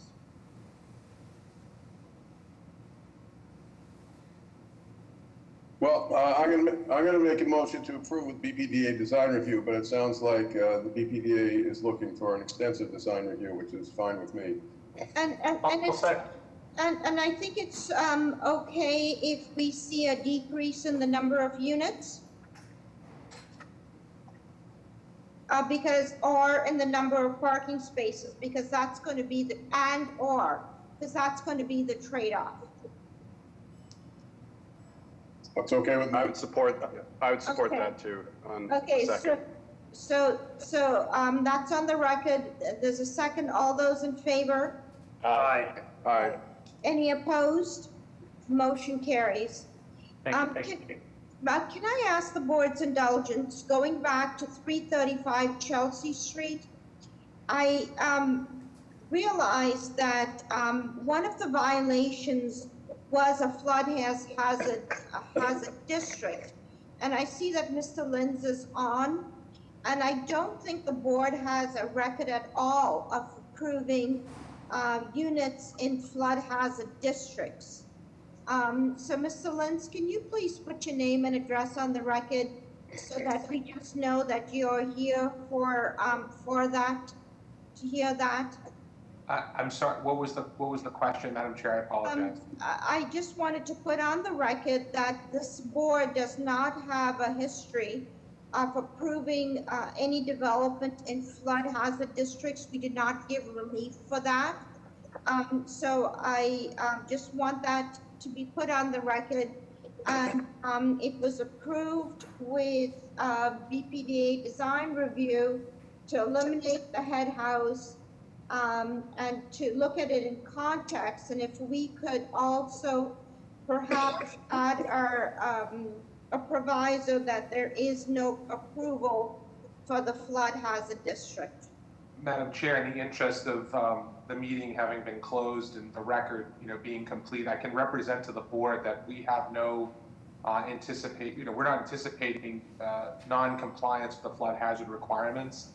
This will require review by the Conservation Commission, so I can represent to the board without muddying the record further for the vote that's already been taken, that we do not intend to work our way around, if you will, the flood hazard requirements. So we intend to be in compliance. Okay, and if the minutes can reflect that, okay? Yep. Thank I you. just don't want to reopen the hearing unnecessarily. I get it. Thank you. So let's move on to the next project. Mr. Fortune. Calling the next case, calling BOA 1173515, 765 Washington Street. This is a new three-family. The violations, Article 65, Section 41, off-street parking, insufficient parking. Article 65, Section 42, the traffic visibility across the corner lot. Article 65, Section 42, special provisions for corner lots. Article 65, Section 9, insufficient lot width, lot frontage. Article 65, Section 42.2, insufficient parking. Article 65, Section 9, insufficient lot size. Article 65, Section 9, insufficient lot width. Article 65, Section 9, the number of allowed habitable stories has been exceeded. Article 65, Section 9, insufficient side yard setback. Article 65, Section 9, insufficient rear yard setback. And Article 65, Section 9, insufficient open space. Name and address for the record, please. Madam Chair, members of the board, my name is Kyle Smith with KDS Law, business address of 359 Newbury Street in Boston, Back Bay. So please go ahead with your presentation. Madam Chair, what's proposed for this parcel is a new construction ground-up three-family. Basement would house mechanical and other storage-related items. There is basically three then proposed levels above, 2 beds, 2 baths of approximately 1,100 square foot each, all having relatively similar footprints from first through third floor. We are on a corner lot, and then the owner also controls an ancillary parcel, 2 parcels over, which is proposed for parking 3 spaces to service these 3 units. It is not on site, hence the cited violations. Between this proposed parcel and the parking parcel is another 3-family currently under construction. There's been some general concern in the neighborhood that was our parcel, but that was another recently approved 3-family approved by the board that is currently under construction. Okay, let me ask a couple of questions. How is the first floor unit accessible? How is it handicap accessible? Yeah, is it handicapped accessible or not? I am uncertain, but it wasn't a cited violation, so the owner is on the call, so potentially the owner can advise, or I can get back to you that, Madam Chair. Okay, how are the plans, Mr. Robinson? The plans are fine. There's no bedrooms or anything shown in the basement. I had a similar question. I believe the common access point has to be accessible in a 3-family, so I don't know if the full unit needs to be, but I do think there's something to be considered if this is approved through BPDA design review at the street level. Okay. Any other questions from the board? Is anybody here? Madam Chair, Go ahead. sorry. It's the secretary. Mr. Ruggiero's not on. I don't know if he recused himself. I don't know if we made a full mention of it. I'm on. I can't get my camera to work. Okay. All right. Okay. Thank you. He's undercover. Okay. Any questions from the board? Is anybody here to speak in support of this proposal or in opposition? Good morning, Madam Chair, members of the board. Dante Peoples here from the Mayor's Office of Neighborhood Services. We would like to go on record in support of this proposal. There was an abutters meeting run by the Mayor's Office on April 28th, 2021, where issues of parking and street density were addressed. We believe the applicant has been diligent in the effort to communicate with the community. Also, we asked, while we know there is both opposition and support for the proposal, we again are going to be in support. We believe that the sentiment of the community would be to see a building at 765 Washington instead of a vacant lot. We just ask that the applicant continue their outreach and maintain outreach to community members. Thank you.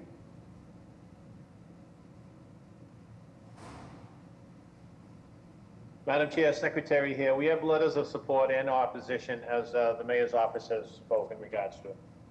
Thank you. And Madam Chair, I do have a few raised hands. I'll start with Jonah. Jonah, you've been unmuted. Can you state your name and address for the record, please? Are you here to speak for this proposal? Jenna, just want to make sure that you're not related to the owner of this building. Well, actually, I am the architect. Okay, so we'll hold off on you, okay? Perfect. Madam Martin? Chair, potentially he can answer as to ADA accessible first floor unit. No, we'll get to that. Right now, we just want the testimony. Martin Evans, you've been unmuted. Can you state your name and address for the record? Hello, my name is Martin Evans. My office is at 101 Federal Street, Suite 1900, Boston, Mass. I am a community activist. I run a volunteer program called Compassionate Real Estate Solutions, and I teach housing labs that are about economic inclusion and increasing home ownership.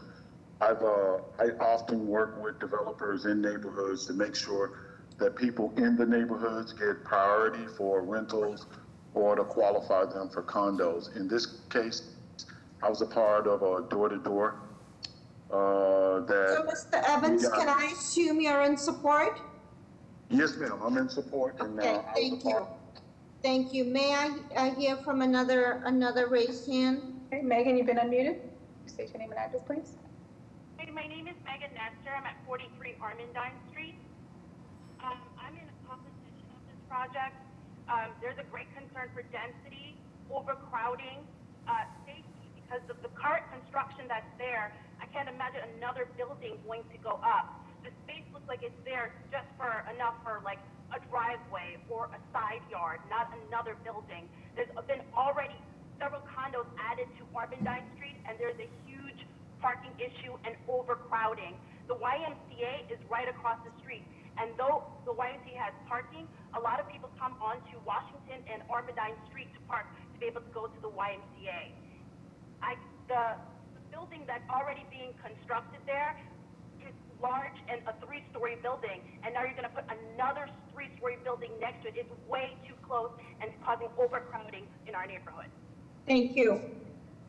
Mr. Jonah, do you want to put on the record about the handicapped accessibility?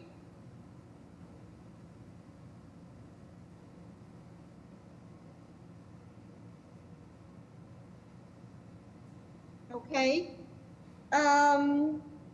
May I ask, Counselor, can you respond to the issue about the construction that's abutting this building? Can you give us a sense of context? Yes, Madam Chair. So that parcel also required zoning relief, which was granted by this board. It's currently under construction. The building envelope is nearly completed. I would say that by the time we are able to proceed with construction, the construction immediately to our right on the abutting parcel will be largely completed. So I think that with having a construction supervisor or otherwise, I would envision this A, being a moot point by the time we initiate construction, but B, also I think that we can work in harmony with our abutting parcel if it is still under construction and have some type of construction related supervisor available if there's any greater concerns. And did you put it on the record that it's not part of this development or by this developer? Madam Chair, it is a separate development by a separate developer. Okay. So given that information, may I have a motion, please? I'll make a motion to approve with no building code relief or MAAB relief. Second, BPDA design review. Thank you. Is there a second? Second. All those in favor? Aye. Any opposed? Motion carries. Thank you, Madam Chair. Calling the next case, calling BOA 120-2082, 1817 River Street. This is subdivide the existing parcel of 1817 River Street in lots A, B, and C. Existing 3-family to remain on the newly formed Lot A containing 8,000 square feet. New Lot B created will have 8,156 square feet, and newly formed Lot C will have 5,172 square feet. The violations, Article 9, Section 1, extension of non-conforming use.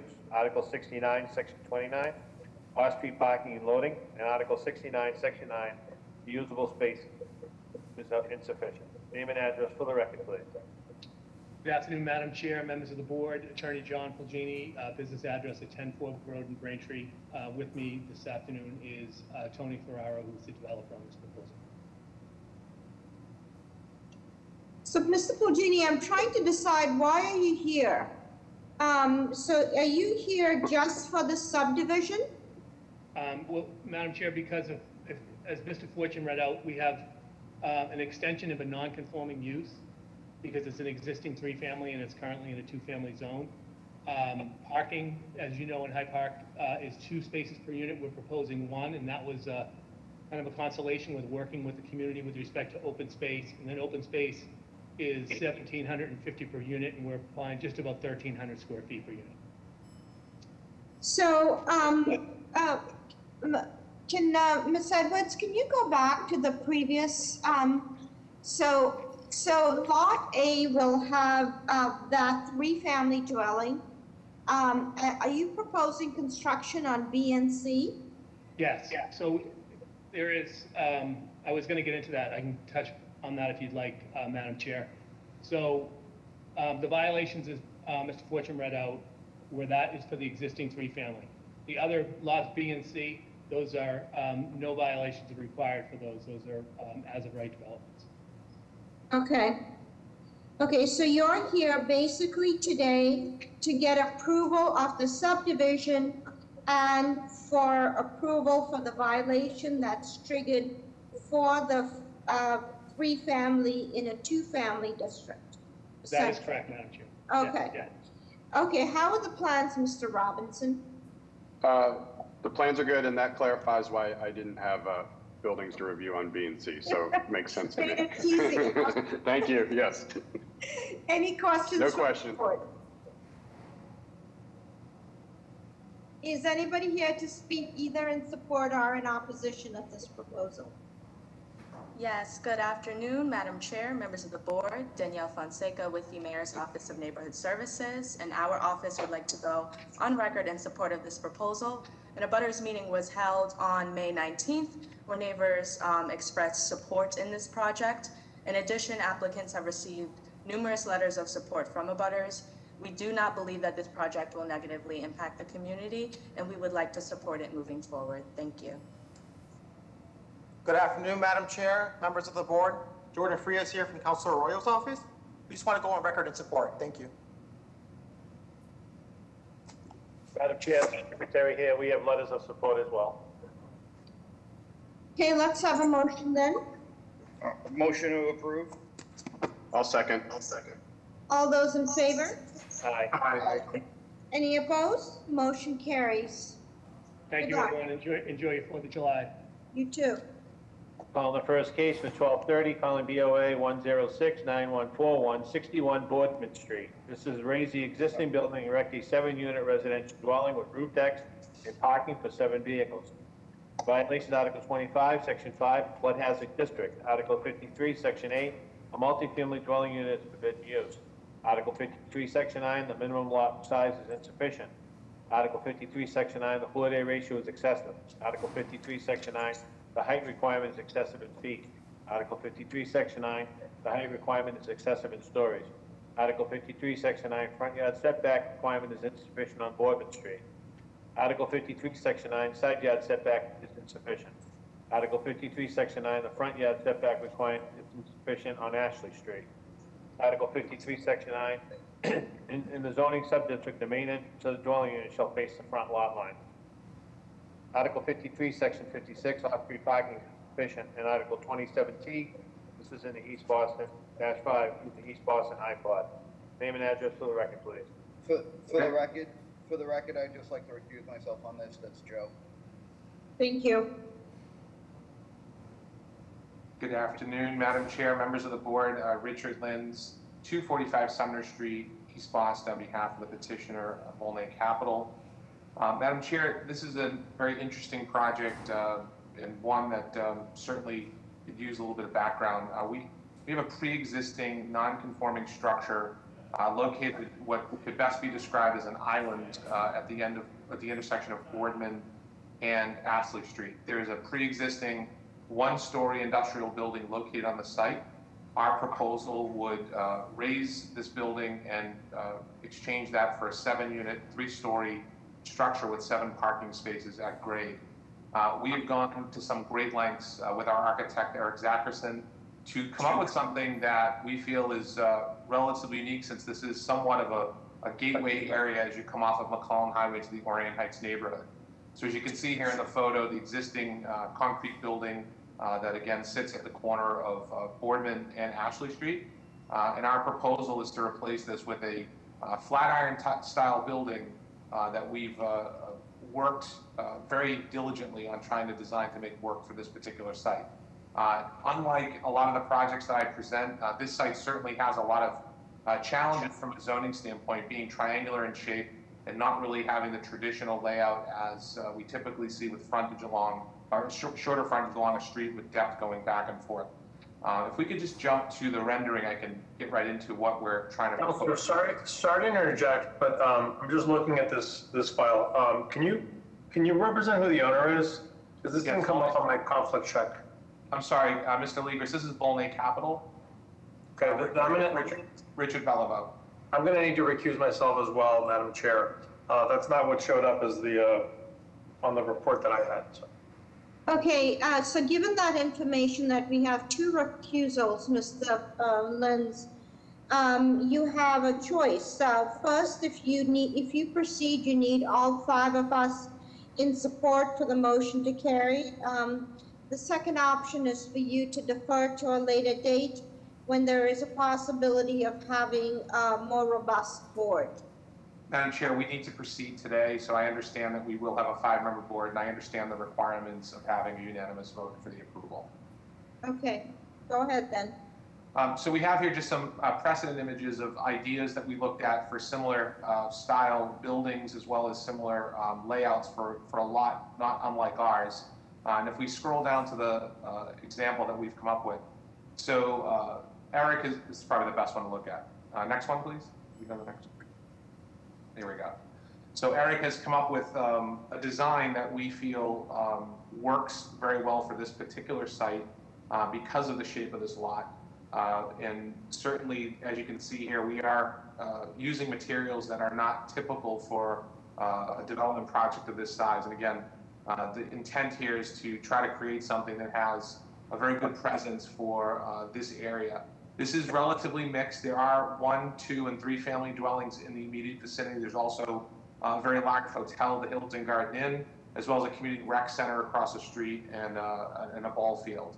As you can see here from the proposed rendering, the ground level, which would have access from Ashley Street, which is the opposite side, this is the more busier street on Boardman, would have access to a garage at the ground level that would accommodate a total of 7 parking spaces. We then would have 1 unit, which would be an ADA accessible unit located at the lower level. We are in the flood hazard plane, and we would certainly be able to comply with flood requirements based upon the elevation that we've reviewed with our engineer. And that unit will still be able to be accommodated for persons with disabilities. We then propose to have 6 units on the upper 2 levels, as well as private roof decks that would be accessed by hatch from internal stairwells within the units. If we want to jump to the next slide, we might be able to show a little bit different on the elevation.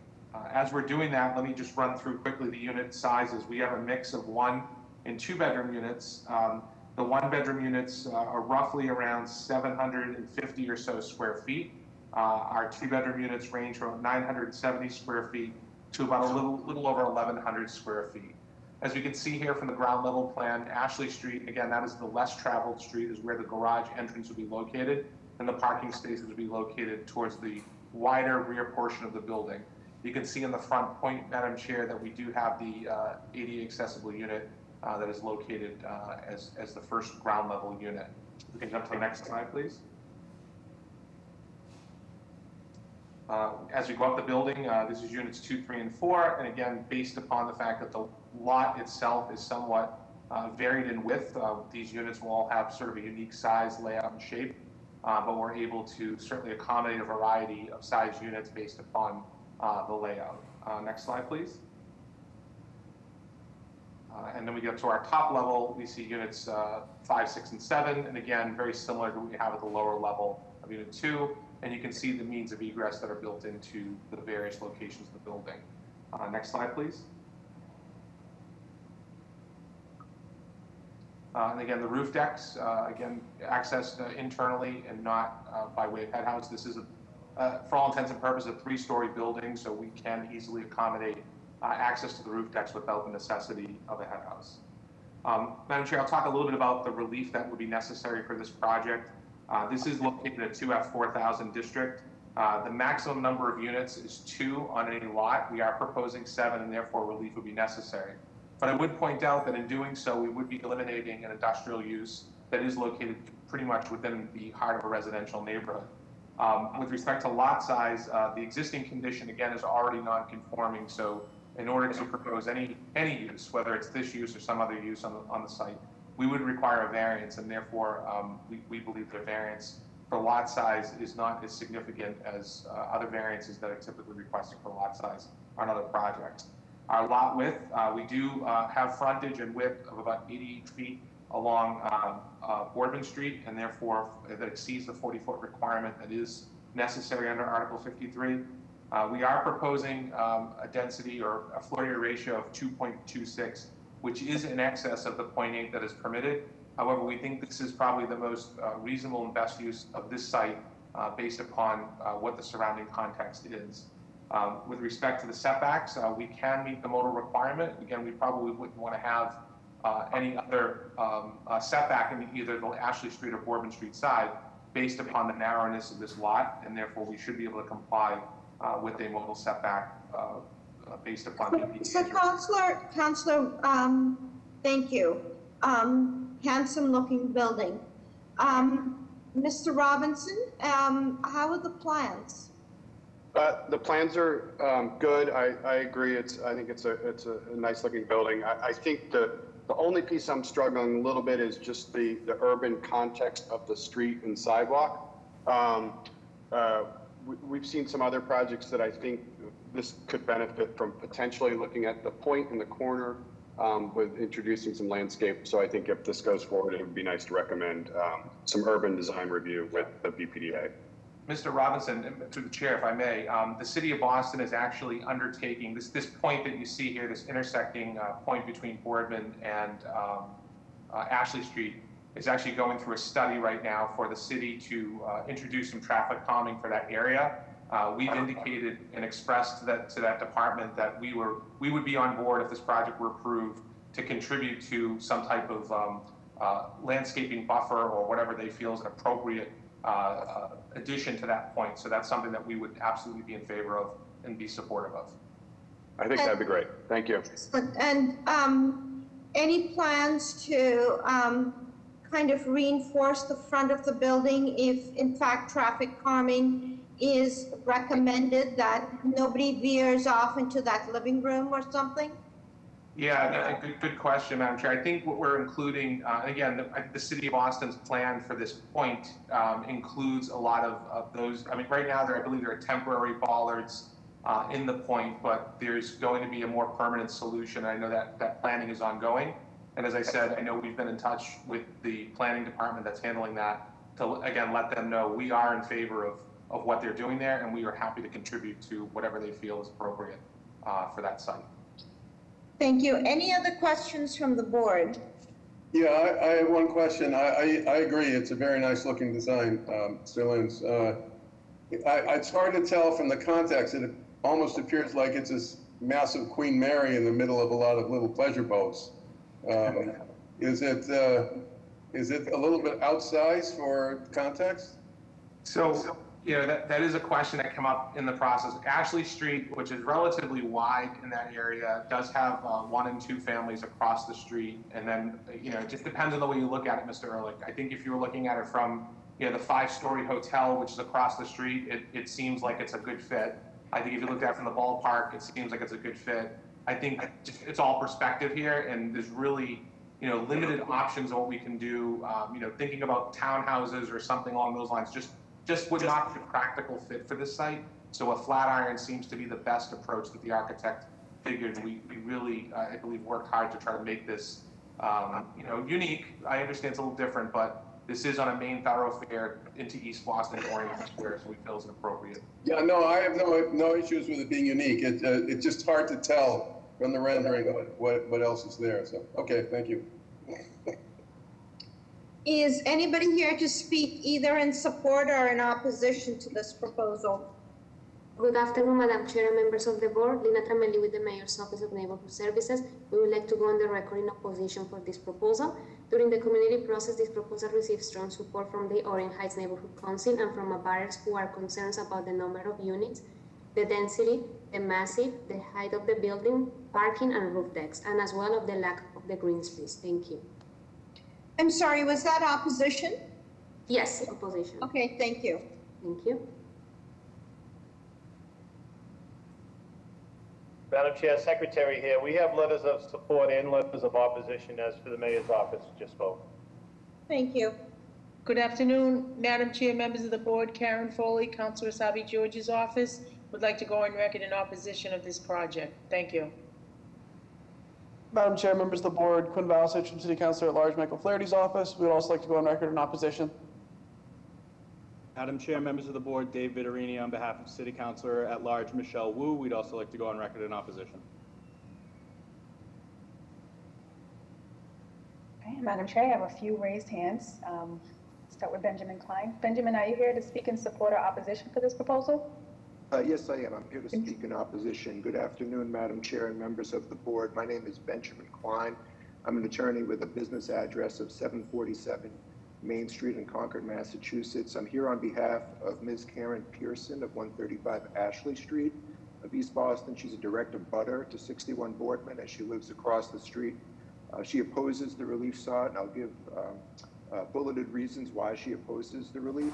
No, thank you. Thank you, Councilor. All right. Mr. Massa? Sure, yep. Joe? Yes, hi. Hi, can you say your name and address? Joe Scatino, 53 Boardman Street, East Boston, Mass. I'm a direct abutter. I own the 2 lots right next to this, and I'm in support. Thank you. Yep. Roger Brazil, you've been unmuted. Can you state your name and address for the record, please? Good afternoon, Roger Brazil at 105 Boardman Street. I lived directly across the street for about 6.5 years. I strongly support this development. I believe the project will be a great improvement from the current industrial use, especially at that location. I've actually never seen it. Thank you, Ms. Brazil. Mr. Brazil. Right, Gabriella Coletta, you've been unmuted. Hi, can you state your name and address? We can't hear you. I think she sent us a message in chat, so we should just move on. Thank you.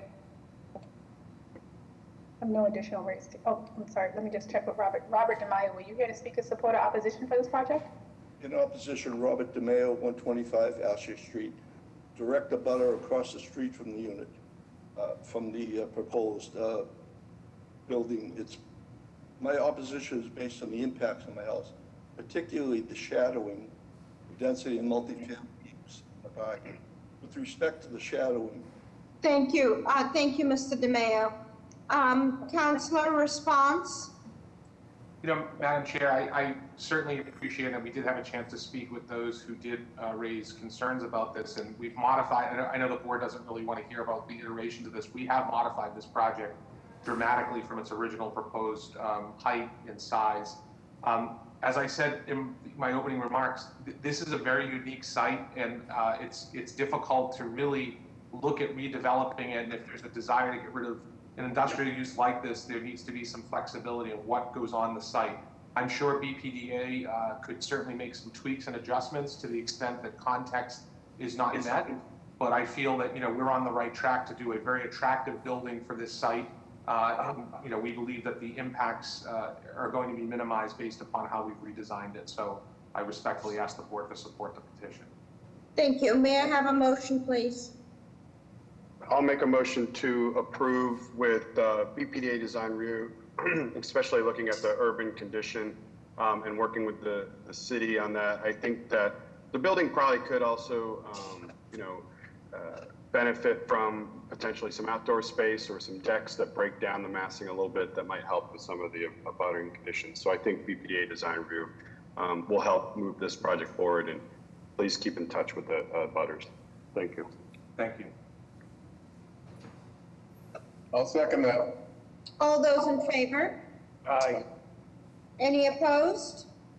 Motion carries. Thank you very much. Calling the next two cases, calling BOA 1073949, 233 Metropolitan Avenue. There's a companion case, BOA 1073954, 233 Rear Metropolitan Avenue. This is a property at 233 Metropolitan Avenue to be split into two lots. The total lot size parcel currently is 14,019 square feet. The two lots will be split into Lot A and Lot B. Lot A to be 7,125 square feet, and Lot B to be 6,894 square feet. There's no work to be done on the existing existing structure, just a subdivision. The violation is Article 67, Section 9. The usable open space is insufficient. This is for 233 Rear. This is to build a new construction single-family home as of right. The violation is Article 67, Section 28-2-2E. The design and architecture, the building orientation to the street, the proposed lot, and building are behind another building and lot. Article 67, Section 9, lot frontage is insufficient. Name and address for the record, please. Good afternoon, Madam Chair and members of the board. My name is Pamela Vardy with an address of 233 Metropolitan Avenue in Rosendale. My family and I are presenting a single-family development on raw land on 233 Metropolitan Avenue. So currently, as mentioned, the total lot size is 14,019 square feet. So in Lot A, which is the front facing the street, there is a condo association as of 2 residential units, and the back lot is actually a land unit. So we're looking to subdivide that land unit from the condo association so that the proposed lot size for that land unit is 6,894 square feet. And that's where we're looking to. Hold on, let me see if I can get this right. So you're proposing a subdivision for the rear of the property. So in fact, the proposed lot would have no frontage on the street. That is correct. And there is a 20-foot easement for the driveway for access for fire emergencies. And so tell us where that access is. Yep, it's right to the left of the lot. So the existing building that you're looking at is on the bottom right. So the driveway access is actually right to the, is basically to the left of that. And if I'm looking at the topography correct, that's, you have a bit of a slope in the back? There is a little bit of a slope from the driveway to the street, yes, but the lot in the back is pretty level. Yeah, you kind of have to know that, this board has not been very open to having a subdivision created in this way. Because what it does is it removes the privacy for the abutters, not only on the left and the right, but on the rear, by having all this activity in the backyard. But so I just put that out there, and just to note, to also let you know that there is no precedent. You have put in an application, and we do need to hear your case, so please go ahead and tell us about your proposal. Yes, thank you very much, Madam Chair. Yes, so there is a 20-foot easement that basically is the driveway that leads all the way to this back unit. It's essentially a single family. It's 3 bedrooms, 3 bathrooms. It's about 3,081 square feet. We wanted it to be modest and in line with what's being built in the neighborhood. And because the neighborhood is single family owner occupied units, that's exactly what we wanted to build here. That's why my family and I are proposing this. Completely understood regarding the privacy regarding the neighbors, and we want to honor that as much as possible. It's been a little bit difficult with the neighbors because we also have stated, we can put up as many trees to emulate exactly what's there to keep that privacy. We don't want to take that away by any means. So that's been our goal this entire time, is to work with the community to create something that isn't as disruptive. And what is the zoning district here? 1F6000. And so what, 1F6000, and what's the lot size here? It's 14,000 altogether. 14,000. 19. Yep, and the proposed lot for this subdivision is 6,894, where the single family would be. Got it, got it. Okay, how are the plans, Mr. Robinson? The plans look good. No questions on what is being proposed. How about any questions from the board? Is anybody here to speak either in support or in opposition of this proposal? Yes, Madam Chair, members of the board, Connor Newman with the Mayor's Office of Neighborhood Services. The Mayor's Office would like to go on record in opposition to this proposal. 2 abutters meetings were conducted by our office. There was a lot of resistance expressed by neighbors and concerns raised regarding loss of privacy and the property not being forward-facing towards the street. We received a petition detailing extensive opposition from direct abutters and the broader community. Thank you. Good afternoon, Madam Chair, members of the board. Jordan Frias here from Councilor Arroyo's office. We'd like to go on the record in opposition as well. Thank you. Good afternoon, Madam Chair, members of the board. Karen Foley, Councilor Sabi George's office, would like to go on record in opposition. Thank you very much. Madam Chair, members of the board, Dave Vittarini on behalf of City Councilor at Large Michelle Wu. We'd also like to go on record in opposition. Madam Chair, members of the board, Quinn Valsich on behalf of City Councilor at Large Michael Flaherty. We would also like to go on the record in opposition. Thank you. Madam Chair, Secretary here, we have letters of opposition. Thank you. Are there any raised hands, Ms. Ambassador? No, but I did receive two messages in the chat that people had logged off early, but they were in support of the project. They were in support? Okay. Thank you. Thank you. So given that information, may I have a motion, please? I'll make a motion for denial. I'll second the motion for denial. All those in favor? Aye. Any opposed? Motion carries. I'm sorry, Ms. Barty, it's been denied. Thank you, Madam Chair, members of the board. I appreciate it, and have a wonderful 4th. Thank you. You too. Thank you. Madam Chair, I'm going to call the last case. This is for reconsideration. Case BOA 113-7459, 19 Hansborough Street. The request for reconsideration pursuant to Article 5.3 of the board's decision on 3/9/21. The decision was to deny the requested relief. We are seeking approval for the cut the sidewalk curb to access our driveway. Name and address for the record, please. Good afternoon, Commissioners. This is Attorney Mark Osborne. Please, Attorney, Counselor, can you speak up because we cannot hear you? Sorry, I will try and speak up. I do apologize. I'm a rather soft-spoken person. So, my name is Mark Osborne from Bay State Law Group. My address is 1359 Hancock Street, Suite 7 in Quincy, Massachusetts.